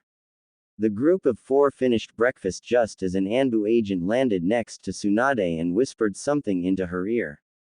Her eyes shot wide. Alright, everyone get into the woods now. Shizune, seal up the tent now and follow them. Tsunade ordered as 3 more Anbu jumped down and took places around the fire. Shizune sealed the tent quickly and dashed into the woods. Tsunade whispered orders and ran into the woods to conceal herself next to an uneasy Naruto and a smirking Hinata next to him. Okay, we have a couple people heading this way, keep still and they should go away. Tsunade quietly ordered as the group nodded acknowledgement. Kakashi, Pakken, and an injured Akamaru and Kiba landed in the camp. What can we do for you, Kakashi-san, and Inuzuka-san? The wolf-masked Anbu asked. We are looking for both Naruto Uzumaki and Hinata Hyuga. The council would like to speak to them and they are not where they are supposed to be. Kakashi droned out. Sorry, can't help you, Kakashi-san. We are on a mission from the Hokage herself. Wolf replied. Pakken walked over to the bush that Tsunade was hiding behind and turned to Kakashi. I have to relieve myself, Kakashi, so I will be right back. Pakken said as Kakashi just waved to him and continued his banter with the Anbu agents, asking for breakfast from them, much to their and Kiba's annoyance. Pakken put his face right up to Tsunade and whispered. Tsunade-sama, Kakashi was ordered by the council to bring Naruto to them so they could give him a trial for hurting Sasuke. I would also like to report that Kakashi nearly didn't bring back Naruto from the Valley of the End. I had to force his hand by threatening to drag Sasuke back myself so that he could carry back Naruto, who was more grievously wounded. Also, I have this for you. Pakken stated as scroll appeared next to him. What is this? Tsunade questioned. It is the general locations of missing summoning scrolls as far as my clan can tell. We have followed rumors as best we could to find them. You should ask your summons if they will allow other summons for you. They may or they may not, depending on the summons, as some summons are more arrogant than others. You must get permission from your main summons first, as they will dictate what summons you will be allowed to have. Pakin told Tsunade, who just nodded and took the scroll, stuffing it in between her massive S. Good luck. We are rooting for Naruto, and if you can get Kakashi to get off his lazy butt, it would be much appreciated. Poor Kiba has had to do a lot, and his sister and the doctors told Kakashi that he shouldn't be going out of his room for at least a week or more. Kakashi-sensei, I don't feel so good. I know Hinata-chan and Naruto were here, but I think I need to go back to the hospital, Kiba stammered out just before he collapsed in the arms of an Anbu with a sparrow mask. What are you doing having an injured genin coming with you searching for your own student Kakashi? Wolf asked Kakashi, who just shrugged. You realize Sume will skin you alive and feed you to her dogs for this, don't you? The council told me to take him, and we are getting A rank pay for this little search and retrieval. I would also like to tell my student a few things. First, like how he abandoning his comrades and how his teammate Sakura feels right now, and how Sasuke is going to make a full recovery. Kakashi yelled to no one in particular. So the traitor will be well for his trial. That is good news. As for Uzumaki-san, I think Tsunade-sama and Jiraiya-sama had him set to do light training and rest. Wolf commented. Well, the council is looking for him and wants to talk to him about what happened at the Valley of the End. Kakashi responded. I thought everyone filed a report about it. Wolf retorted. Well, the council thinks Naruto is lying. Kakashi bluntly stated. Naruto nearly rose up, only Hinata's hand squeezing his stopped him from doing anything. She shook her head as she saw his anger rise. I am sure Kurenai-san will not be happy with you taking her student and injuring him more. Take him back to the village and you can restart your search when you get back. Wolf nearly ordered. I am sure Kurenai-san might even go as far as to either castrate you or burn your book collection if you don't get Kiba-san some medical help. Wolf pointed out as Kakashi's face lost all color. Kakashi grabbed Kiba and Akamaru and turned back towards Konoha. Pakin, come on, we need to get these two back to the village. This isn't as far as they could have gone in a single day. Kakashi yelled as he jumped up into the trees and headed back towards Konoha. See what I have to deal with. Pakin grumbled quietly as Shizune and Tsunade both giggled at Pakin's predicament. I'm coming, oh great copy ninja. Pakin yelled sarcastically as he also went back towards Konoha. 5 minutes after Kakashi left, the Anbu searched the immediate area and found no one. All clear, Hokage-sama. Kakashi has headed back towards Konoha. Do you wish us to escort you for another day? We would be honored. As Naruto-sama is still injured, we can help you in transporting him closer to your final destination. Wolf stated as he bowed. Naruto looked at Tsunade quizzically. What did he mean by calling me Naruto-sama? No one has ever called me that before. Tsunade smiled. You were in my office the other night, weren't you, Wolf? Tsunade asked with a raised eyebrow. What all do you know? Wolf stood but remained in a bow. Group spread and maintain a safety perimeter. Wolf ordered as the others spread left the clearing after putting out the fire. He waited until the others were out of hearing range and then Tsunade allowed him to speak. Tsunade-sama wrote up the clan adoption papers for Naruto-sama to become part of the Senju clan. Wolf stated as Hinata gasped at this revelation. Tsunade-sama also set forth several edicts. I will not mention them as they have to do with items that Shizune-chan has in her possession and other matters military. I watched you until you left at 4 this morning to get a couple hours of sleep. I also got a couple hours of sleep in having set my squad and I as your escort for the day. We are loyal to you and will do anything you ask, Tsunade-sama. Tsunade smiled then laughed at her carelessness. Well, Wolf, it looks like you are going to escort us to the northwest as we are headed towards the wave country and might need some guards for part of the trip. Naruto, can you create some clones and have them transform into each of us? I want you to send them in some other direction.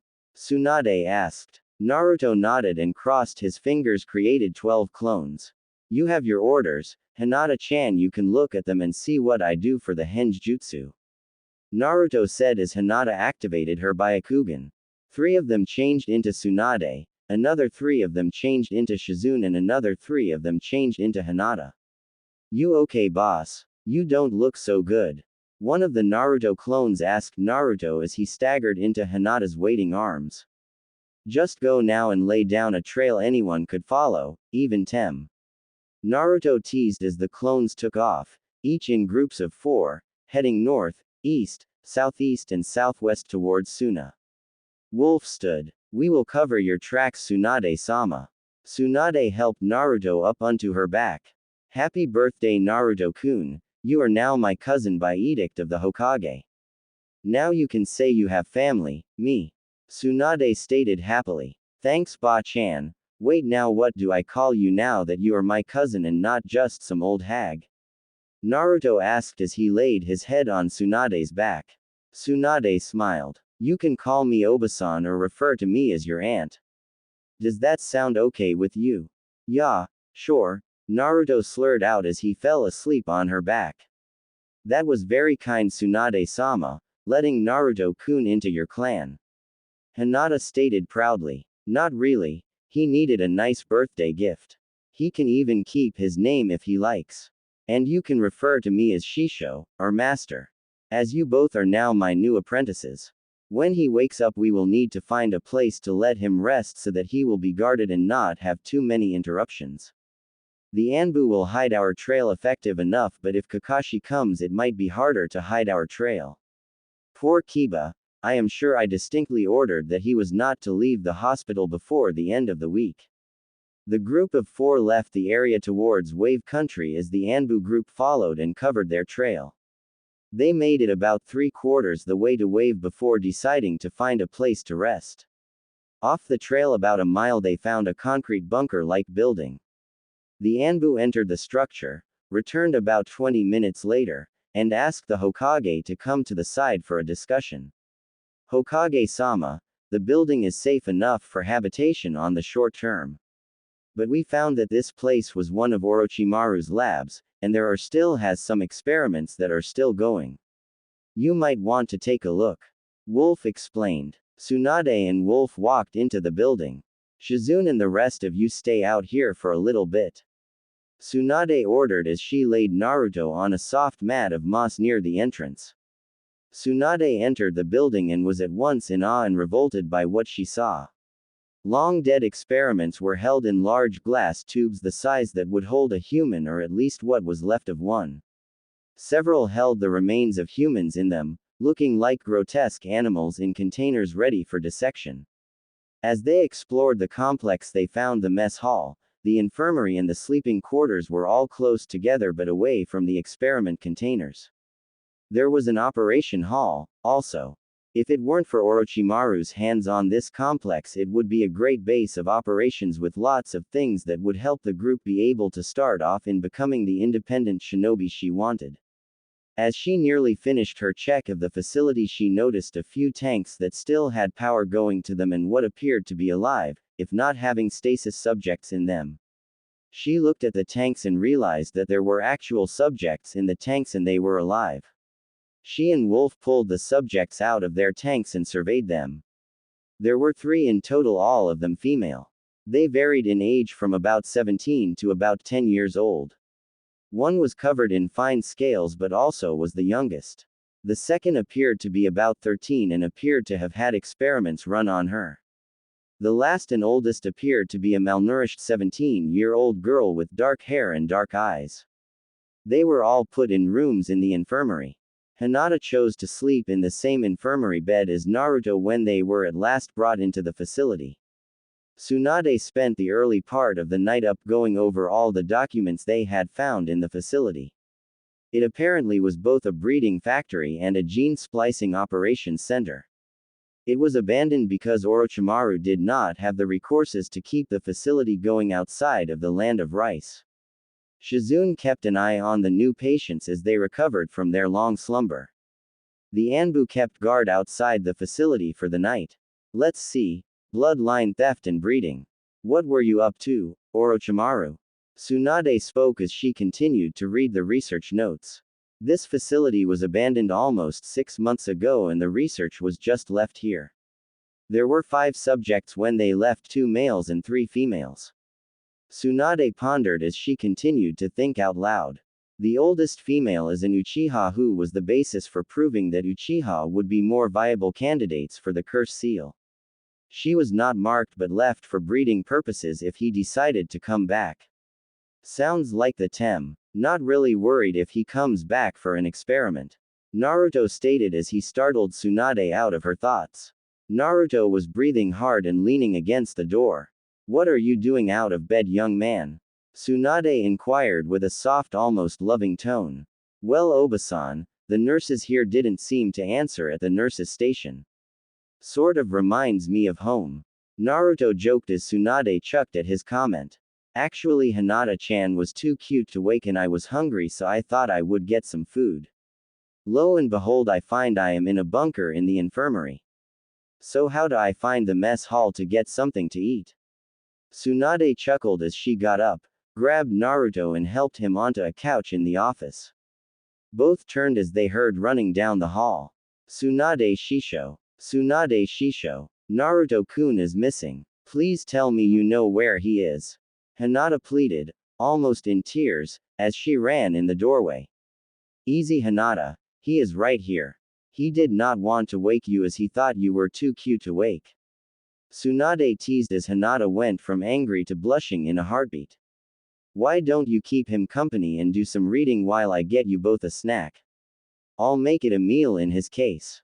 Tsunade snidely chided at Naruto's appetite. Hey, that wasn't nice, Obachan. Naruto poked fun back at Tsunade. Grandma is it. I am your physician and your sensei. Now read the book while I get you some food. Tsunade ordered sternly as both Naruto and Hinata nodded in agreement. Tsunade left with a smile on her lips as she headed to the mess hall. Hinata continued to read until she had finished the chapter and then looked at Naruto, who was still only a few pages into the chapter she had just read. She watched his eyes keep on running over the same text over and over again. She also noticed his aggravation increasing with each pass. Nah, Naruto-kun, is everything okay? Hinata whispered to Naruto. Naruto looked almost lost when he turned to look in Hinata's eyes. What is it, Naruto-kun? Naruto looked almost in tears, as his eyes showed fear and worry. I don't get it, Naruto whispered under his breath. Hinata put her hand on his back, gently rubbing it, trying to take the fear away. What don't you get, Naruto-kun? Tell me and I might be able to help you. Hinata said with all the conviction she could muster.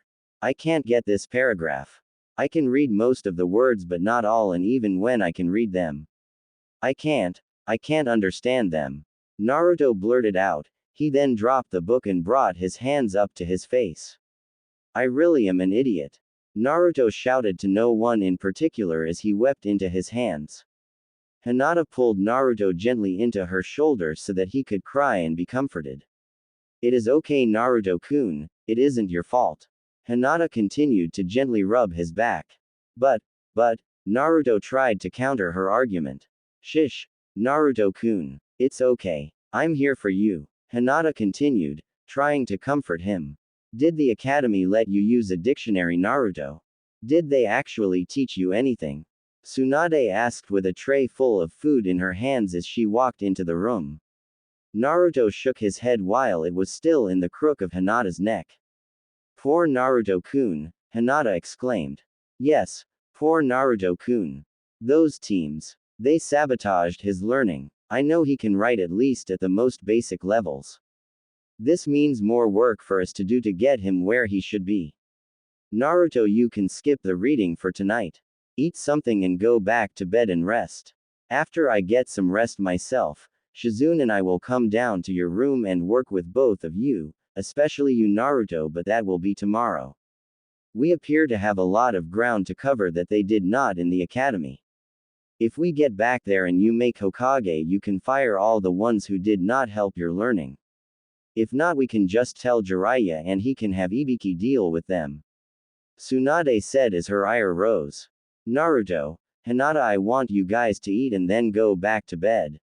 I have some paperwork to go over before we all go to bed. Naruto lifted his head off Hinata's shoulder and smiled at her. Thanks, Hinata-chan. Naruto. Tsunade questioned as Naruto looked at her, acknowledging her call to him. I would like to test you for Kekkei Genkai if you will let me. I have an idea and would like to test on you, and then if I am correct I am going to ask you a special question. Tsunade smiled warmly. This sent a shiver down his spine as he just nodded.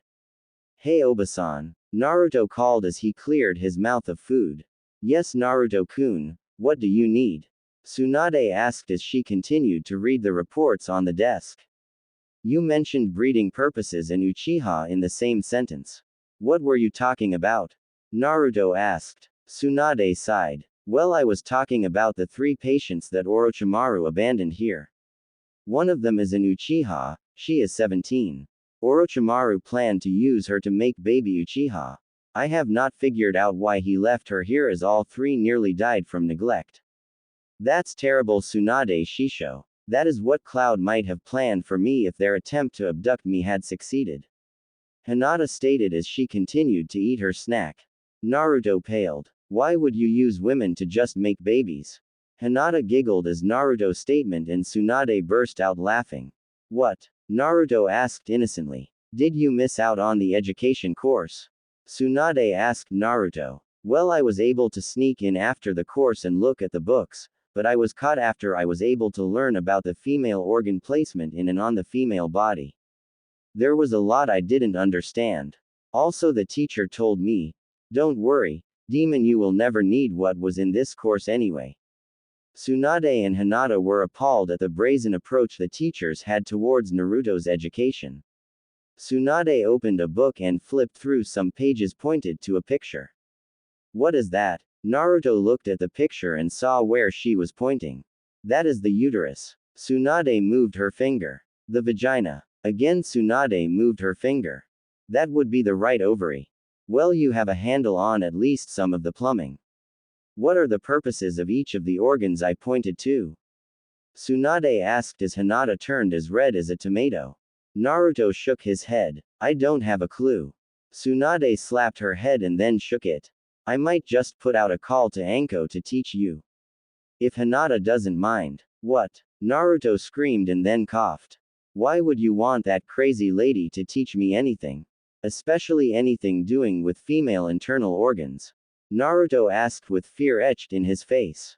Tsunade laughed. Naruto, do you know where babies come from? Yeah, the hospital. Naruto replied confidently as Hinata giggled yet again. What? Well, they do. Yes, silly, but she was not asking where they are born. She is asking if you know how they are made. Hinata said as her blush deepened. Nope. Not a clue. Naruto replied with a huge grin. Tsunade slumped down in her chair and shook her head. The lengths they went to alienate you. I swear if we return I am going to kill some of them. Thus began Naruto's introduction to education. Afterwards Naruto had a redder face than Hinata. When Hinata walked Naruto back to his bed and he was somewhat fearful of the kunoichi. Why? You don't plan on doing that to me right now, do you, Hinata-chan? Naruto asked with fear in his eyes. Hinata placed her hand upon her mouth and shook her head. No Naruto-kun. Hinata blushed as she thought about it. But, someday, Naruto-kun, I would like to when we are older and possibly married. Naruto sighed in relief. I guess that would work. I am not ready to have kids. Also, it sounds painful to be a girl. From what I hear, it only hurts the first time, but I would still prefer to wait. I love you and will wait for when you are ready, Naruto-kun. Hinata reassured Naruto as she set him on the bed. Just because I sleep with you does not mean I am going to have with you, at least not yet. I like sleeping next to you because I love you and because you need the companionship. If we decide later to progress our relationship to that level, then it will happen. Hinata explained to Naruto as she took off her shirt and put on a nightgown. Hinata, if you don't mind me saying this, you are nearly as large at my Waijutsu. Naruto stated with a smile. Only afterwards did he realize what he had said and covered his head. I'm sorry, Hinata-chan. Hinata blushed then sighed. Naruto-kun, do you like them bigger? Naruto eased out of his defensive posture. You mean you are not going to hit me for what I said?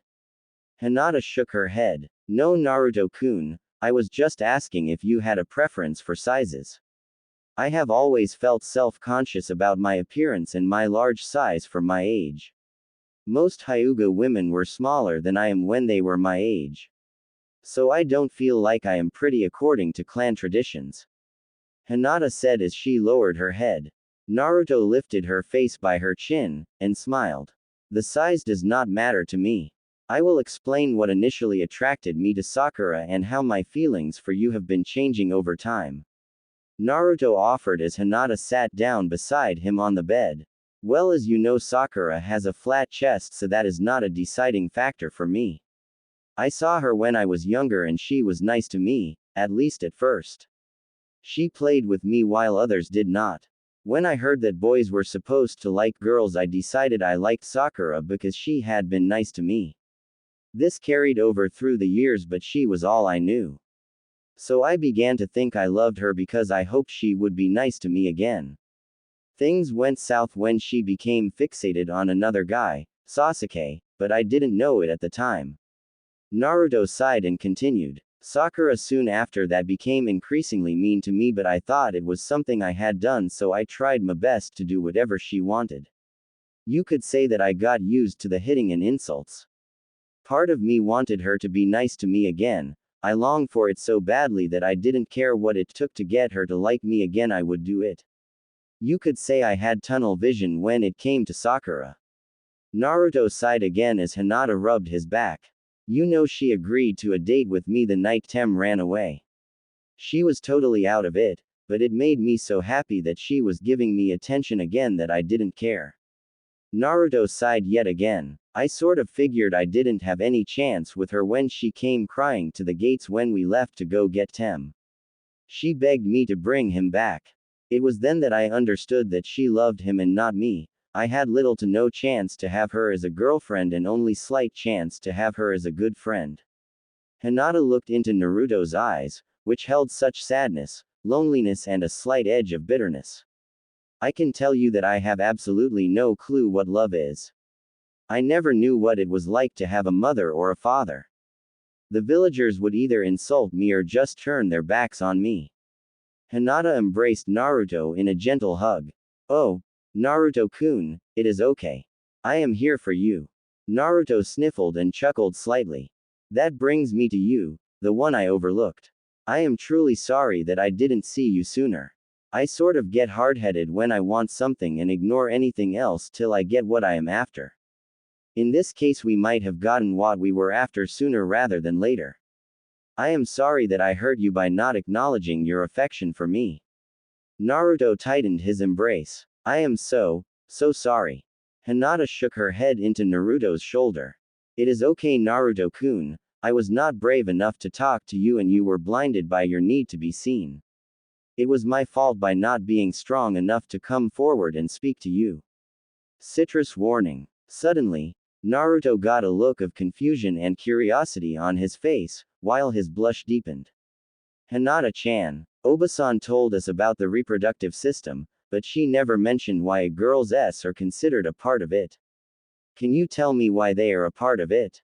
He asked. Hinata blushed furiously, but smiled at him.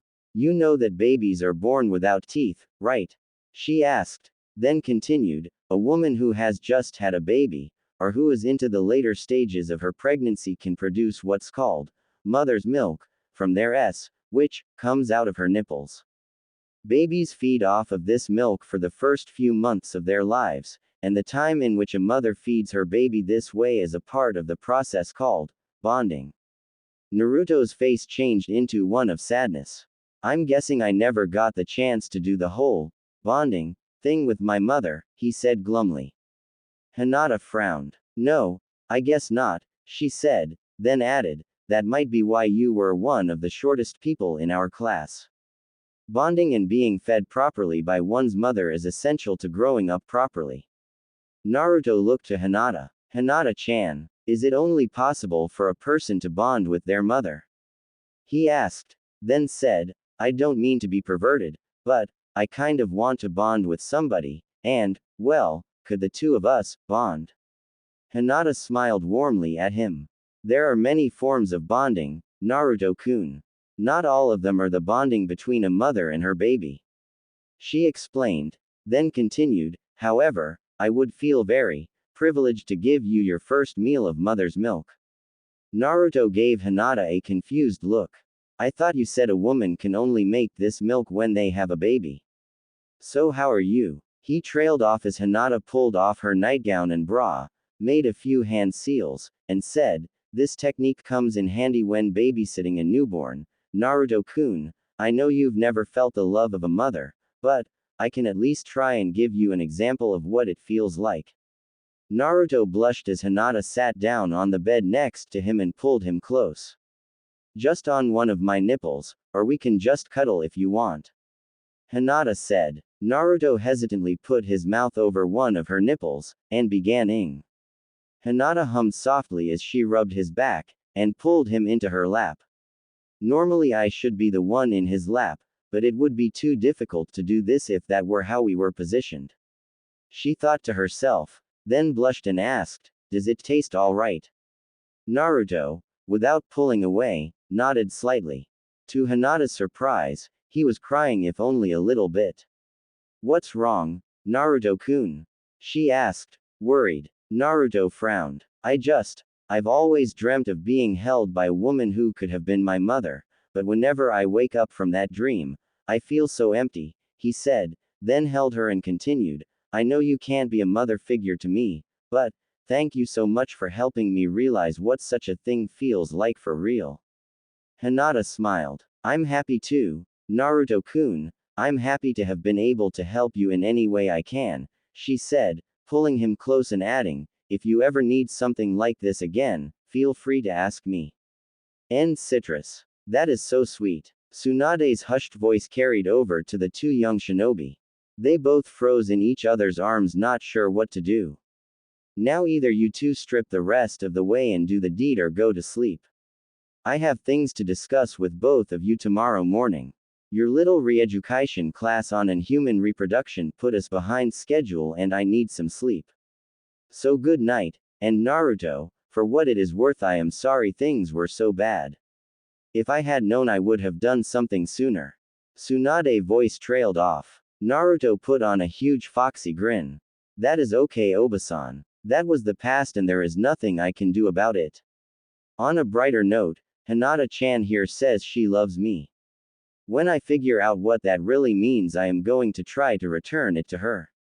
Naruto replied as he hugged Hinata and then wiped away the tears from her face he didn't notice she had before. Thank you Naruto-kun. Hinata replied as she returned the hug.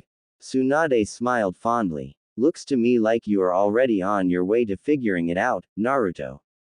Good night. Tsunade said with a wave of her hand. Shizune, we need to talk for a minute then we can go to bed also. Tsunade whispered to Shizune as they left the room Naruto and Hinata were in. Naruto changed into pajamas with frogs on them and his otter with buck-teeth nightcap.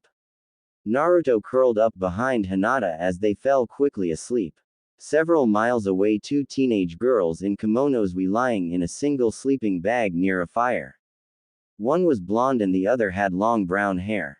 I can tell he's close. We should be able to find him sometime tomorrow. I also know he is with Tsunade and she should be able to help heal you. The blonde exclaimed happily as she snuggled up in front of the brown-haired girl. Tsunade woke up in a good mood. Her discussion with Shizune went well and the patients would be waking in a day or two. Shizune had found the medical supplies for working on patients and they had hooked up the girls with both nutrients and fluids. The hard part would be in getting them back on their feet. She showered and got dressed. Today would be a really interesting day. She then walked into the lab and found the results from the tests she had run last night on Naruto's blood. Tsunade's grin broadened. Hinata thought she was in a dream as she woke. She smelled Naruto so close she could touch him. She then felt a hand move across her stomach, as it both tickled and startled her. She opened her eyes, fear radiating from them as she turned her head and looked at what was in the bed with her. She then saw a mess of spiky blonde hair and sighed heavily as she remembered going to bed with Naruto last night. Naruto slowly opened his beautiful, at least in Hinata's opinion, cerulean eyes and smiled warmly. Morning Hinata-chan, Naruto said in a gentle voice. This surprised her as she thought he would shout when he saw her, but he did not, as his greeting was filled with warmth and caring. Morning Naruto-kun, Hinata replied, and on a whim she kissed him directly on the lips. It was a little peck, but his eyes went wide in surprise. Wow, that was unexpected, Naruto exclaimed in surprise. Hinata looked almost hurt. Why? I told you I love you. Why would it surprise you that I would want to give you a wake-up kiss? Sorry Hinata-chan, I am just not used to waking up to a beautiful girl in my bed and her kissing me as soon as I wake up. Naruto apologized and hung his head in shame. Hinata smiled warmly and used her index finger to lift his chin. Naruto-kun, I meant what I said and said what I meant. I love you. I will keep saying it until you either believe me or you understand. Hinata gently scolded him and then kissed him deeply. His eyes went wide then closed like hers did. Okay. Make out session's over. I have to ask Hinata a question and then ask you a question, so get showered and dressed. And please not at the same time unless you use different bathrooms. I don't need to wake you both up from blood loss. Tsunade said as she turned and left the room. Meet me in the mess hall. I have your results, Naruto-kun. She called back from down the hallway. Naruto-kun, you can use this bathroom, I will use the one in the room across the hall. Hinata said as she grabbed some clothes. Naruto's mouth hung open as he got a glimpse of Hinata's clothes, specifically her undergarments, white lace panties. Sorry, I didn't mean to look. Naruto apologized as his face turned bright red. If you are to be my boyfriend and eventually my husband, you will eventually see my underwear. Hinata said while she smiled and blushed. She then twirled her panties on her index finger as she left the room, while she swung her hips from side to side. Naruto was completely confused, his jaw was left on the floor. He was not sure how to react. He got the distinct impression that Hinata was trying to make up for lost time and seduce him as quickly as possible. This excited and frightened him. How did he miss this girl? Both beautiful, inside and out, and she really did want a relationship with him. He continued to think hard on what he had seen and tried hard to figure it out. Unknown to him, time had passed without him realizing it. Hinata entered the room, her hair lightly wet, wearing only black pants and a white lace bra. Wait a minute, why doesn't she have a shirt on? Naruto thought as Hinata passed him, giving him a full view of her chest for a second time, except this time with only a lace bra as protection. Naruto's jaw again dropped. Sorry Naruto-kun, I felt like show you again. Do you like what you see? Hinata asked with a devious grin on her face and a blush on her face. Naruto nodded dumbly as Shizune giggled in the doorway. Naruto-kun, you need to hurry up and get ready for breakfast. Shizune warned. Naruto entered the bathroom and closed the door. Hinata quietly activated her Byakugan and sighed as she watched Naruto shower. Hinata-chan, are you doing what I think you're doing? Shizune inquired as Hinata just nodded, smiled, and sighed contently. Hinata-chan, you need to talk to Tsunade Shisho. Now. Shizune had startled Hinata out of her peeping on Naruto as she shook her head at the young girl, and then Hinata finally headed to the mess hall. For some reason Naruto could not get the sight of Hinata in her bra out or twirling her panties of his mind, as well as the events of last night, and he had been so distracted that he had forgotten to get a towel. He also had a problem, on that he was excited by the thought of Hinata in a bra, or possibly in nothing at all. Wait. Bad Naruto, I am not Ero Sennin. Realizing he didn't have a towel, he called out to Hinata for help. Hinata-chan, I need a towel, could you get me one? Shizune chuckled at Naruto having forgotten a towel. She brought one into the bathroom. Here you go Naruto-kun. Shizune, is that you? Naruto asked. Yes, it is Naruto-kun. Is there anything wrong? Shizune inquired in a worried voice. Well, sort of. Naruto almost sounded embarrassed. What is it Naruto-kun? I am a trained medic and should be able to help. Shizune called into the shower. It won't go down. Naruto blurted out. What won't go down? The water. Shizune asked, more worried. No, that isn't it. What was the word? Tsunade covered it last night, dang it. I can't remember. Naruto replied as his voice almost became frantic. What did you talk about last night, Naruto-kun? Shizune asked as she reached for the curtain and was ready to open it to help Naruto. We covered education last night. It won't go down. Naruto, the panic was clear in his voice. Shizune lowered her head and sighed. She believed she knew what was going on. Is this about seeing Hinata-chan scantily clad, Naruto-kun? Shizune inquired. I think so, I am not sure. I can't get her out of my mind. Naruto was panicked and pulled the curtain open. See, it won't go down. Shizune smiled as she looked at his lower reaches. Well, Naruto-kun, there are a few ways to get it to go down again. Shizune let her mind slip. Impressive for a 13-year-old. What do? I can't go on like this. Naruto holding a towel in his right hand and also pointing to his excited crotch. Shizune blushed. The first thing you need to do is cover up. Naruto blushed and quickly put the towel around his waist. Next, there are few ways to deal with your problem. You can have now. I wouldn't advise that as you are not ready for the implications of that just yet. You could have someone relieve you, or you could do it yourself. Naruto looked her with a confused look on his face. We will talk to Hinata-chan and Tsunade Shisho about that one later. Lastly, you can relax, stop thinking about girls and put your mind at ease. Thinking of something like Orochimaru, Jiraiya-sama, or something that you find unattractive. That should help with your problem. The last one will fix your problem for now, but it may take some time. I advise you to worry more about the question that Tsunade Shisho has for you and not about making babies with Hinata-chan. Naruto sighed at being told he was okay. Thanks, Shizune-chan. Sorry about being in front of you. Shizune chuckled. You are fine, Naruto-kun.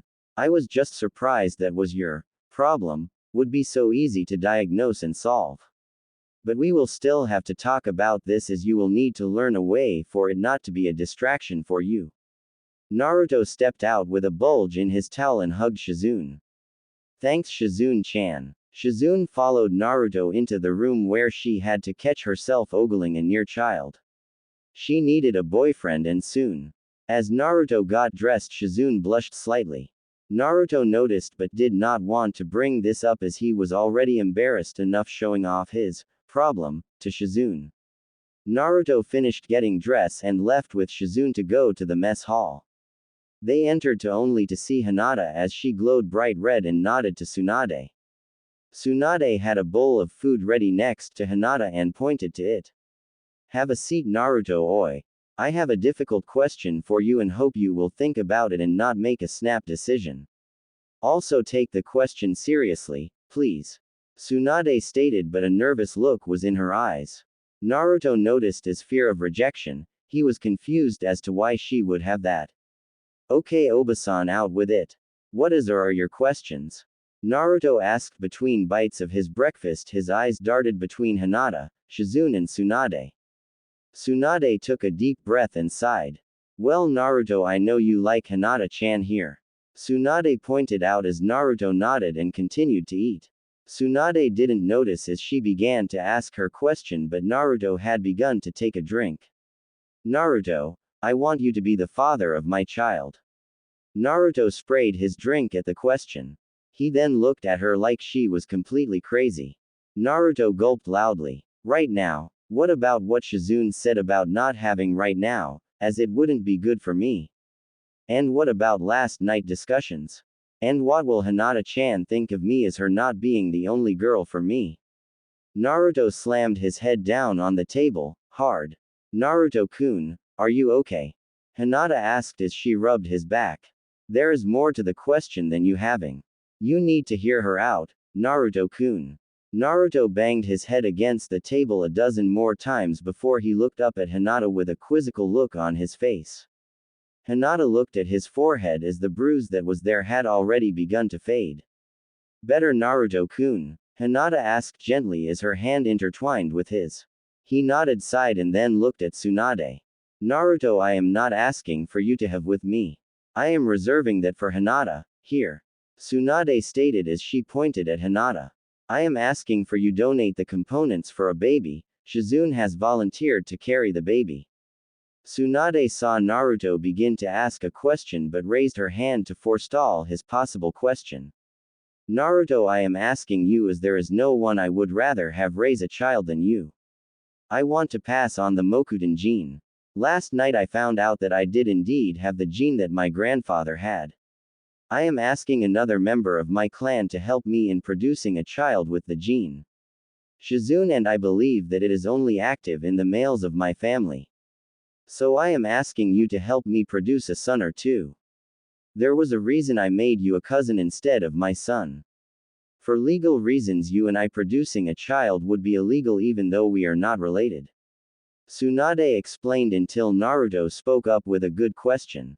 How do you know we are not related? I know there are a limited number of people in the village who are or were blondes. You being one of them, not to be insulting, but you are old enough to be my grandmother, you know. Naruto stated with a look on his face as if he was trying to be serious also in an attempt to make sure that Tsunade was not angered.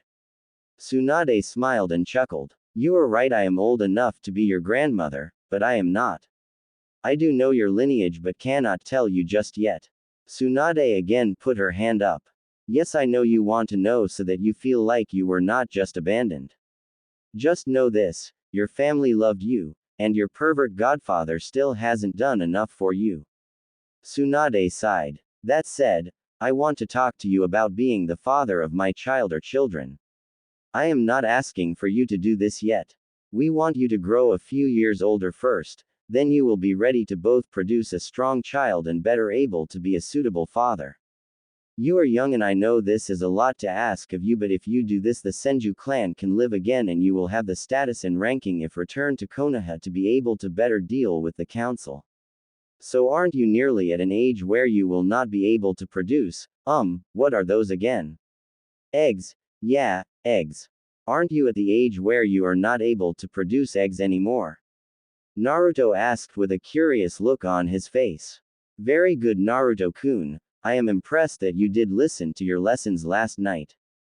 To answer your question, yes, I am nearly at a stage in life where I can no longer produce eggs for having children.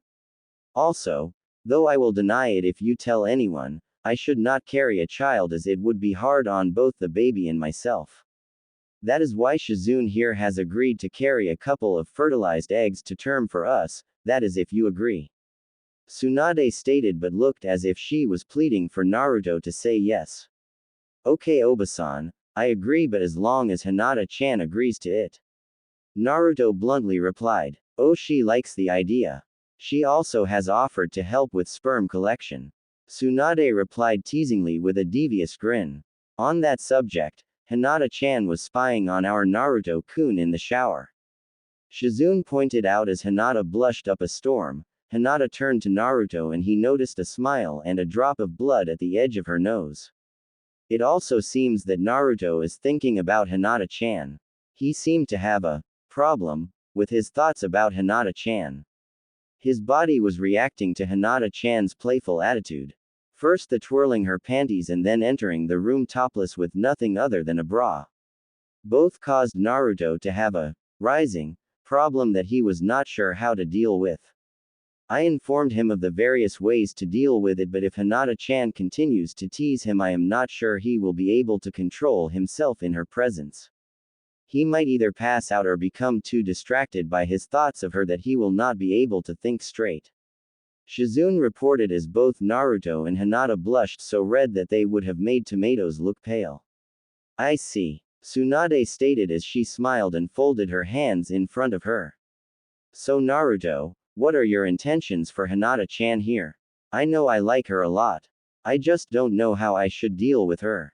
I have had little to interaction on how relationships work. I am afraid I might do or say something that would cause her to be mad at me or want to leave me. Naruto shyly admitted. Hinata gently pulled Naruto into a hug. Naruto-kun, I love you for who you are. You are ignorant at times, but that is one of your endearing qualities. We will of course help you in learning whatever you need to know. As for saying something that will chase me away, I am not sure you could be that cruel, ever. What you have said and how you have said it shows me that you care for me and you may even be on the track to learning to love me. Hinata placed her finger on his lips to stop him from saying anything. You have been neglected and spurned by so many, you were never given examples of what to do in certain situations. We will work on that. Know this, Naruto-kun, even if you do not eventually love me and possibly fall for another woman, I will continue to love you. Hinata reassured Naruto. Hinata-chan. Naruto began to cry into Hinata's shoulder. So we let you rebuild both the Senju and Uzumaki clans at once? Hinata asked as Naruto nodded into her shoulder. Outside, not far from the bunker, a blonde girl and a brunette were stopped by a couple of Anbu. Halt, what are you doing in this area of the forest? Bear-masked Anbu asked. We are here to see my Nisan and Obachan. I mean Tsunade-sama. My friend here is hurt badly and Naruto Nisan would like to make sure that our friend survives. If you could take us to him, it would be great. The blonde replied with her biggest smile. You look like Naruto-sama, are you saying that you are his sister? Bear asked. You could say that. Also tell him I have a couple secrets that he would love to learn. The girl replied with a foxy grin which caused both the Anbu to take notice and pause. I could swear I have seen Naruto-sama use that grin, she must be related to him. Bear stated as he put his hand to his ear. Wolf, we have a possible relative to Naruto-sama half a click out and we are bringing her and a friend in. The second appears to need medical treatment. Please alert Tsunade-sama. Bear stated to no one in particular. He then turned to the girls and spoke. Okay. Follow me and no funny stuff. No molding chakra or anything. Do I make myself clear? The girls nodded as they followed Bear down a near non-existent path. Wolf entered the room as Hinata finished a gentle kiss with Naruto and had just wiped his eyes for his eyes. Tsunade-sama, we have a couple visitors. One is claiming to be Naruto's younger sister. She referred to him as Nisan. Wolf stated as he watched Naruto's response. Naruto looked at him questioningly. Were there two girls? Was one blonde and the other a brunette? Naruto inquired. Wolf nodded. Yes, and the brunette is apparently injured. We are taking them to the infirmary, so if you all will accompany me we can see to our guests. Everyone stood up and followed Wolf to one of the infirmary rooms. Here they are, Wolf said as he opened the door to a blonde that looked similar to Naruto's Waijutsu but appeared to be a bit younger, maybe about 12 years old. Tsunade looked at Naruto, who walked over to the girl and hugged her. You are still around after all this time? How? It is a long story and we will have time, but Tsunade-sama, you need to help him. The girl stated. This caused everyone but Naruto to freeze and look at her like she was crazy. What? He is a boy. Trust me, I know, as I have had to give him enough sponge baths over the last several months. Can you help him with the hole in his chest? I know Naruto Nisan survived it, but I am not sure how much longer Haku-kun will survive with that hole in his chest. It has so far not become infected, but I am not sure how long he can hold out without some true medical attention. The girl stated as Tsunade moved over and opened Haku's kimono to see his chest bandaged. She ran a diagnostic jutsu over the boy. Okay, Naruto, Hinata, Shizune, I need you all to wash up and help me work on your friend.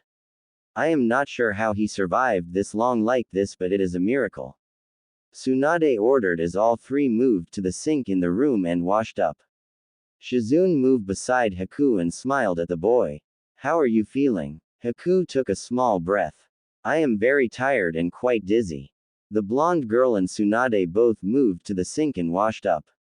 What are you doing? Tsunade asked. I have been taking care of him for the last several months and he is special to me and Nisan. The girl answered. Is he the boy from the mission Naruto-kun did in the Wave Country? Tsunade asked as both finished toweling off their hands. I know Naruto was an only child, so why do you look like him? First things first, fix Haku-kun and then I will answer all your questions. The girl answered as they walked over to Haku. Okay, be gentle with the wrapping. When you take it off, make sure it isn't frozen to his skin. If needed, warm it up with your hands. I think this is how he was able to survive so long without a left lung. I ran out of blood pills a couple days ago. Also, I have a couple questions for you ladies if you wouldn't mind. The girl inquired. Sure, but let's get your friend out of danger. Tsunade stated as she smiled warmly to the young girl. They worked for the next half hour to remove the bloody and nearly frozen bandages. Tsunade and Shizune then used Haku's hair to help rebuild Haku's chest. Both were exhausted after being able to heal the chest but not rebuild the missing lung. Okay, your friend is out of danger for now and will be bedridden for a couple weeks as this heals. Naruto, is that what happened when Sasuke hit you with his Chidori? Naruto nodded. I believe so. I am not sure as I only felt it and didn't actually see it. Naruto sadly responded. Hinata gently grabbed his arm and attempted to give him comfort. This was not missed by the girl, who smiled warmly at Hinata's display of affection towards Naruto. So you finally noticed Nissan. I figured it out the day of the Chunin exams. The girl teased Naruto, who just smiled at the girl. Nothing further was said until the group made it to the mess hall. Tsunade-sama, Naruto-sama, Shizune-san, Hinata-sama, we are going back out on patrol. Wolf stated as he and the rest of the Anbu left the building. Tsunade nodded as she and the others slumped into one of the chairs at the table. I must say I am impressed, young lady. You did a fantastic job of keeping him alive all this time. Between your work and his Kekkei Genkai, he will live. Tsunade reported as the girl sighed relief. Okay, who are you and why do you call Naruto-kun Nissan? Well, that is easy. I am one of Naruto Nissan's clones. But I think I am a new type of clone. The girl responded, then turned to Naruto and smiled. Got some news for you, Nissan. All those shadow clones are a great learning tools. Naruto wore a confused look on his face. What do you mean? Well, I know what you and your clones know. Whatever your clones know, I know. I am figuring that you have not figured that out quite yet, and given how much everyone tell you things and that jerk of a sensei would never tell you about it. What the clones learn you should learn. I know you have too much going on up there to really notice. The girl told Naruto as she tapped his temple. Really? That is so neat. I wish I knew that before. Naruto replied happily. You mean that you don't know the particulars about the jutsu you are almost a specialist at? Tsunade asked. Naruto's only response was to shake his head. Okay, here is the deal. For some odd reason I haven't dispersed like the other clones did. It took a week for them to run through all their chakra even when they ate some food. I only seemed to get weak when I was hungry. I am not sure if I can produce my own chakra, so I have never tried to do anything while I continued to take care of Haku-kun. I was afraid I would disappear if I used chakra, so I wanted to try to get Haku-kun into good enough health, so I could get him to Konoha and to ask you, Tsunade-sama, to heal him at least well enough to either start a clan or even possibly become a shinobi again. Then when I learned from Naruto Nissan's clones how to do the Rasengan, more chakra control and the betrayal of the Tem. You know, even from my female perspective I can't figure out why most of the girls were after him. My only belief is that they wanted to be the girl who would take care of him and heal him. The girl stated with a laugh. Well, what should we call you and what was the question you wanted to ask us girls? Tsunade asked in a tired but happy voice.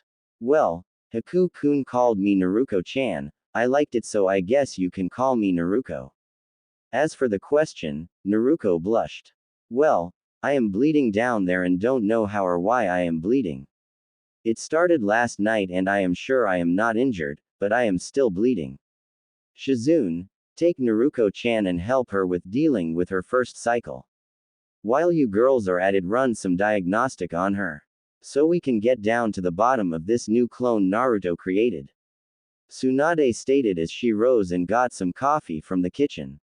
She also grabbed several sandwiches for the group when the girls returned.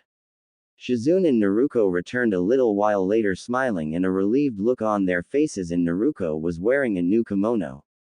Tsunade Shisho, I am here to report that Naruko is a full-fledged girl, complete in every way. I can only guess that she and Naruto-kun share a soul and thus the reason they both will learn from his shadow clones. She also is able to create her own chakra. She does not have the same capacity that Naruto-kun does, but she still has a large capacity and may be able to tap into the Kyuubi's chakra as well. She told me that she transformed somewhat when Naruto fought Sasuke at the Valley of the End. Not that she changed into a female, but her features became more animalistic and her eyes became red with slits for pupils instead of round. We also checked on Haku-kun and he is doing fine and sleeping right now. We also took care of her feminine problems. Naruto, could you think about your lesson last night and create a clone, then please dismiss the clone so that I don't have to go back over the lesson for Naruto-chan, here. Shizune requested. Naruto created the clone then dismissed it. Naruto looked like she was contemplating something then smiled wryly at Naruto. I see you are confused, we can talk later and I can explain a few things to you so that you can better understand Nissan. Naruto replied happily. So she is real, more so than a shadow clone? Naruto asked. Yes, like I said, she has a solid body, with flowing blood and chakra. Naruto, you have created a new life from yourself. She is in a way your twin sister. I will need to run a couple of blood cultures on both of you to make sure of this, but I am sure that your genetic code is identical except for your Y chromosome and her X chromosome. I am just wondering where she got the extra genetic code to be able to be female. Shizune explained. I don't know either, but when I was given burial detail for Haku and Zabuza, they of course took Sasuke back to the house for medical treatment but left me to deal with the bodies. Kakashi-sensei said I was best for the job because I could create a veritable army to do the work. Kakashi had to deal with medical treatment on Sasuke while I took care of the dead, and Haku's case not so dead bodies. I cut my hand just before I made my shadow clones, and with my anger up there was a spike in Kyuubi chakra just as I made a dozen clones.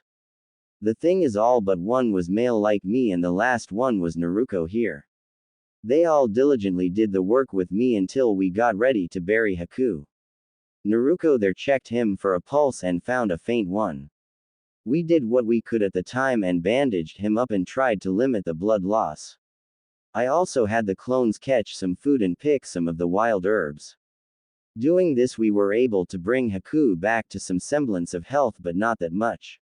Naruto told his story. Didn't Kakashi ask you where you were during your time after you finished with burying the dead? Tsunade asked. Yeah, but I told him I was training and he bought it. The clones did last longer than I thought they would. I just wondered, can you contact Kyuubi? Naruto inquired. I don't know. But if the spike in chakra at the time of my creation was its doing, then I guess it also had something to do with my creation. Naruto replied. Great. Now the fox is messing with my clones.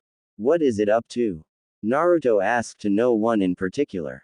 Maybe we can both contact Kyuubi and find out what it's up to. Take my hand. Naruto took Naruto's hand and they both closed their eyes. Tsunade spoke up as she tried to get the blondes to not go see Kyuubi. Naruto-kun, I don't think that is such a good idea. Naruto. Back in Konoha the council was getting impatient. Jiraiya, where is Tsunade Harem? Koharu asked. She is the Hokage and has asked that I attend this meeting in her stead. She wanted me to pass out these decrees for the council to go over. Jiraiya stated as he held back a snicker. Koharu took the stack of papers and smiled at the first one and then passed it along. She blanched at the second and her condition continued to go south as she read each paper.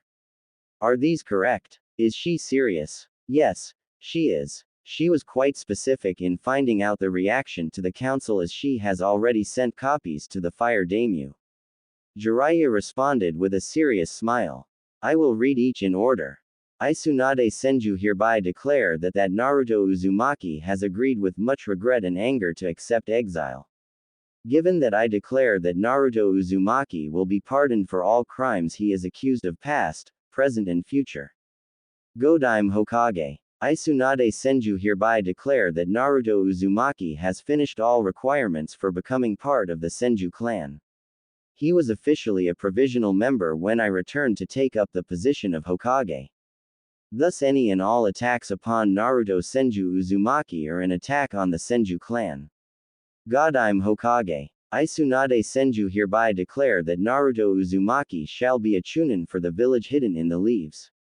I also announce his retirement from the ranks of Konoha for as long as he is banished. I Tsunade Senju hereby declare that Sasuke Uchiha has willfully with much malice attacked with the full intent to kill a member of the Senju clan and a Konoha shinobi duty bound to return him to said village.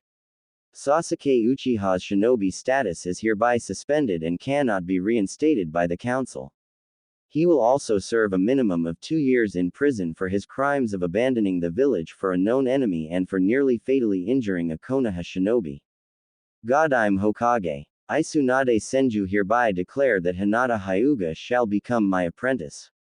God, I'm Hokage. I Tsunade Senju hereby declare that Jiraiya is to be my named successor, unless the banishment is lifted upon Naruto Senju Uzumaki. God, I'm Hokage. I Tsunade Senju hereby declare that the Sandame's law is still in effect, that Naruto Senju Uzumaki's condition shall not be known by the younger generation. I have also upped the punishment from interrogation to also include a minimum of 1 year imprisonment. Anyone from the council that willingly discloses this information shall be put to death as a traitor. God, I'm Hokage. That is it for today. I hope you loved this as much as I have. Jiraiya stated with mirth in his voice. You can't be serious about this.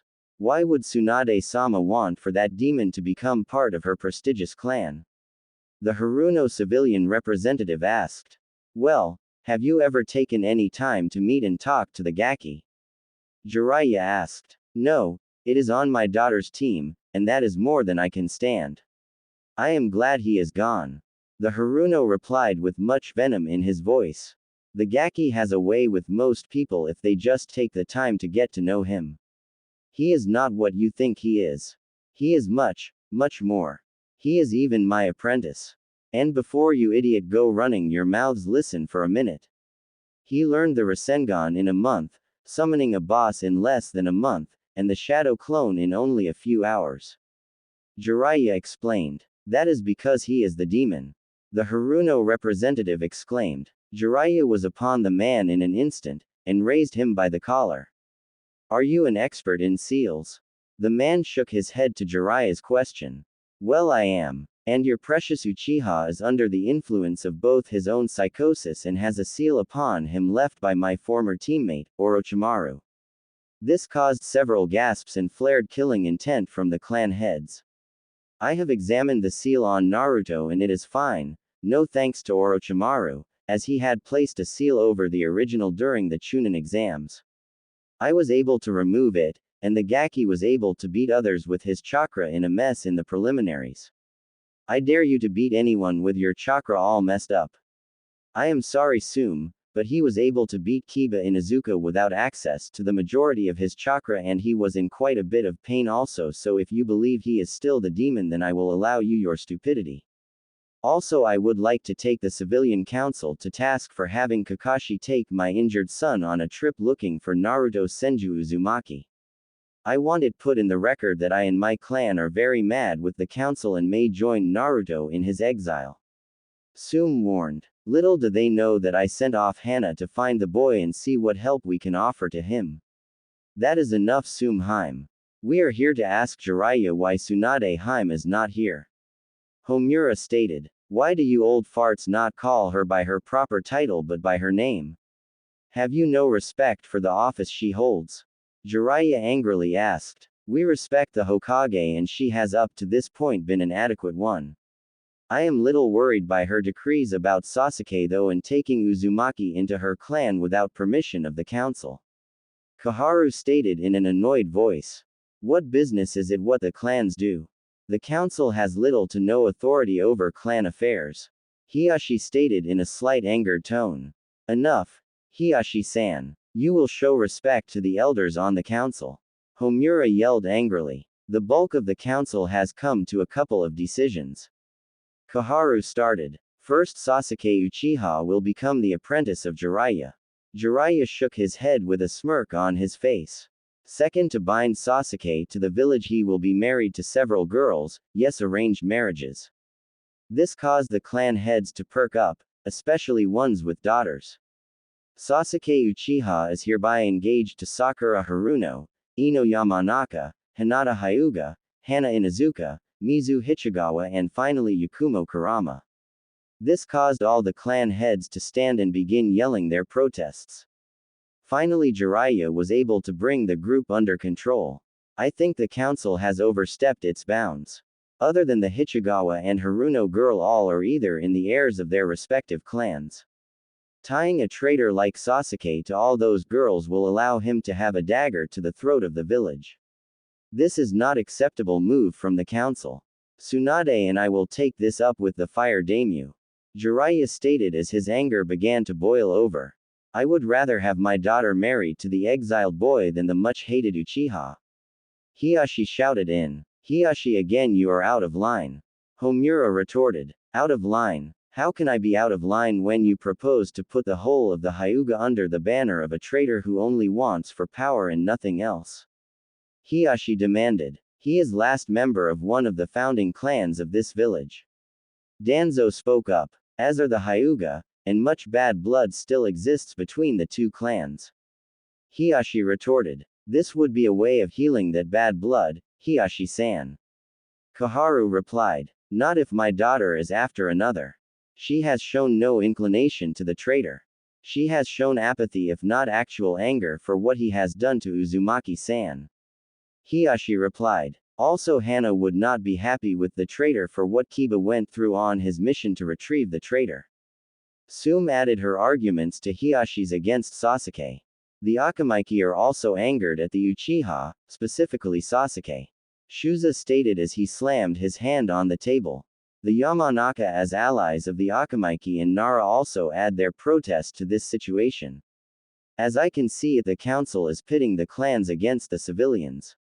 Sure, there are a lot of civilian families that have shinobi in their ranks, but would the village force the established clans to either leave or have their daughters married off to a traitor? Inoichi asked pointedly. We are not asking the clans to pick between their daughters and the village. The clans should accept the wisdom of the council. Homura stated almost pompously. Wisdom, is that what you call it, in tying a traitor to the village? Use someone else's children, Hiashi stated, and was seconded by the other clan leaders. Actually, I fear for Yakumo-sama, she would not do well with Sasuke-san. I would also fear for any children that were produced as Sasuke-san does not seem balanced and might neglect his possible children for other things that are of his interest. I also call into question his intention of rebuilding the clan here in Konoha, as he has shown little interest in females at all. Yakumo-sama isn't even a shinobi, which from what I have heard is a requirement of the Uchiha. The Kurama clan will not be party to causing further anguish to Yakumo-sama. There will be no marriage between Sasuke Uchiha and Yakumo Kurama. That is our clan's final decision, the council be damned. The Kurama representative stated. I am sure you can get the Haruno girl agree to this as she is currently under arrest for assaulting a patient in the care of medical staff and a fellow shinobi. But I am sure she would be thrilled to hear she is betrothed to the Uchiha. Jiraiya stated. As for taking the traitor on as an apprentice, I will talk to Gamabunta, but I am sure he will say no. Gamabunta has no say in this. Koharu replied. Actually, for him to become my apprentice he will have to do hard work and there really isn't the Uchiha style. He will want it all handed to him and I just can't train anyone like that. They have to work for it. So I have to decline on the privilege to train Sasuke Tem. Jiraiya stated in confrontational fashion. Why did you refer to Sasuke-sama as a Tem? The Haruno representative inquired. He attempted to kill my disciple and he has been touched by Orochimaru. I will not train a boy who is evil enough to tell someone they are a friend and then tell them that they have to kill them for power. That is not going to happen. And if this council forces me to train him, he will meet up with a training accident. But I don't have to worry about that as he is a suspended shinobi. Jiraiya said with a huge grin. Suddenly the door opens and Sasuke Uchiha walks into the room wearing pajamas and a bath robe with his Sharingan activated. You will train me, Jiraiya. Sasuke states as his guards moved with him.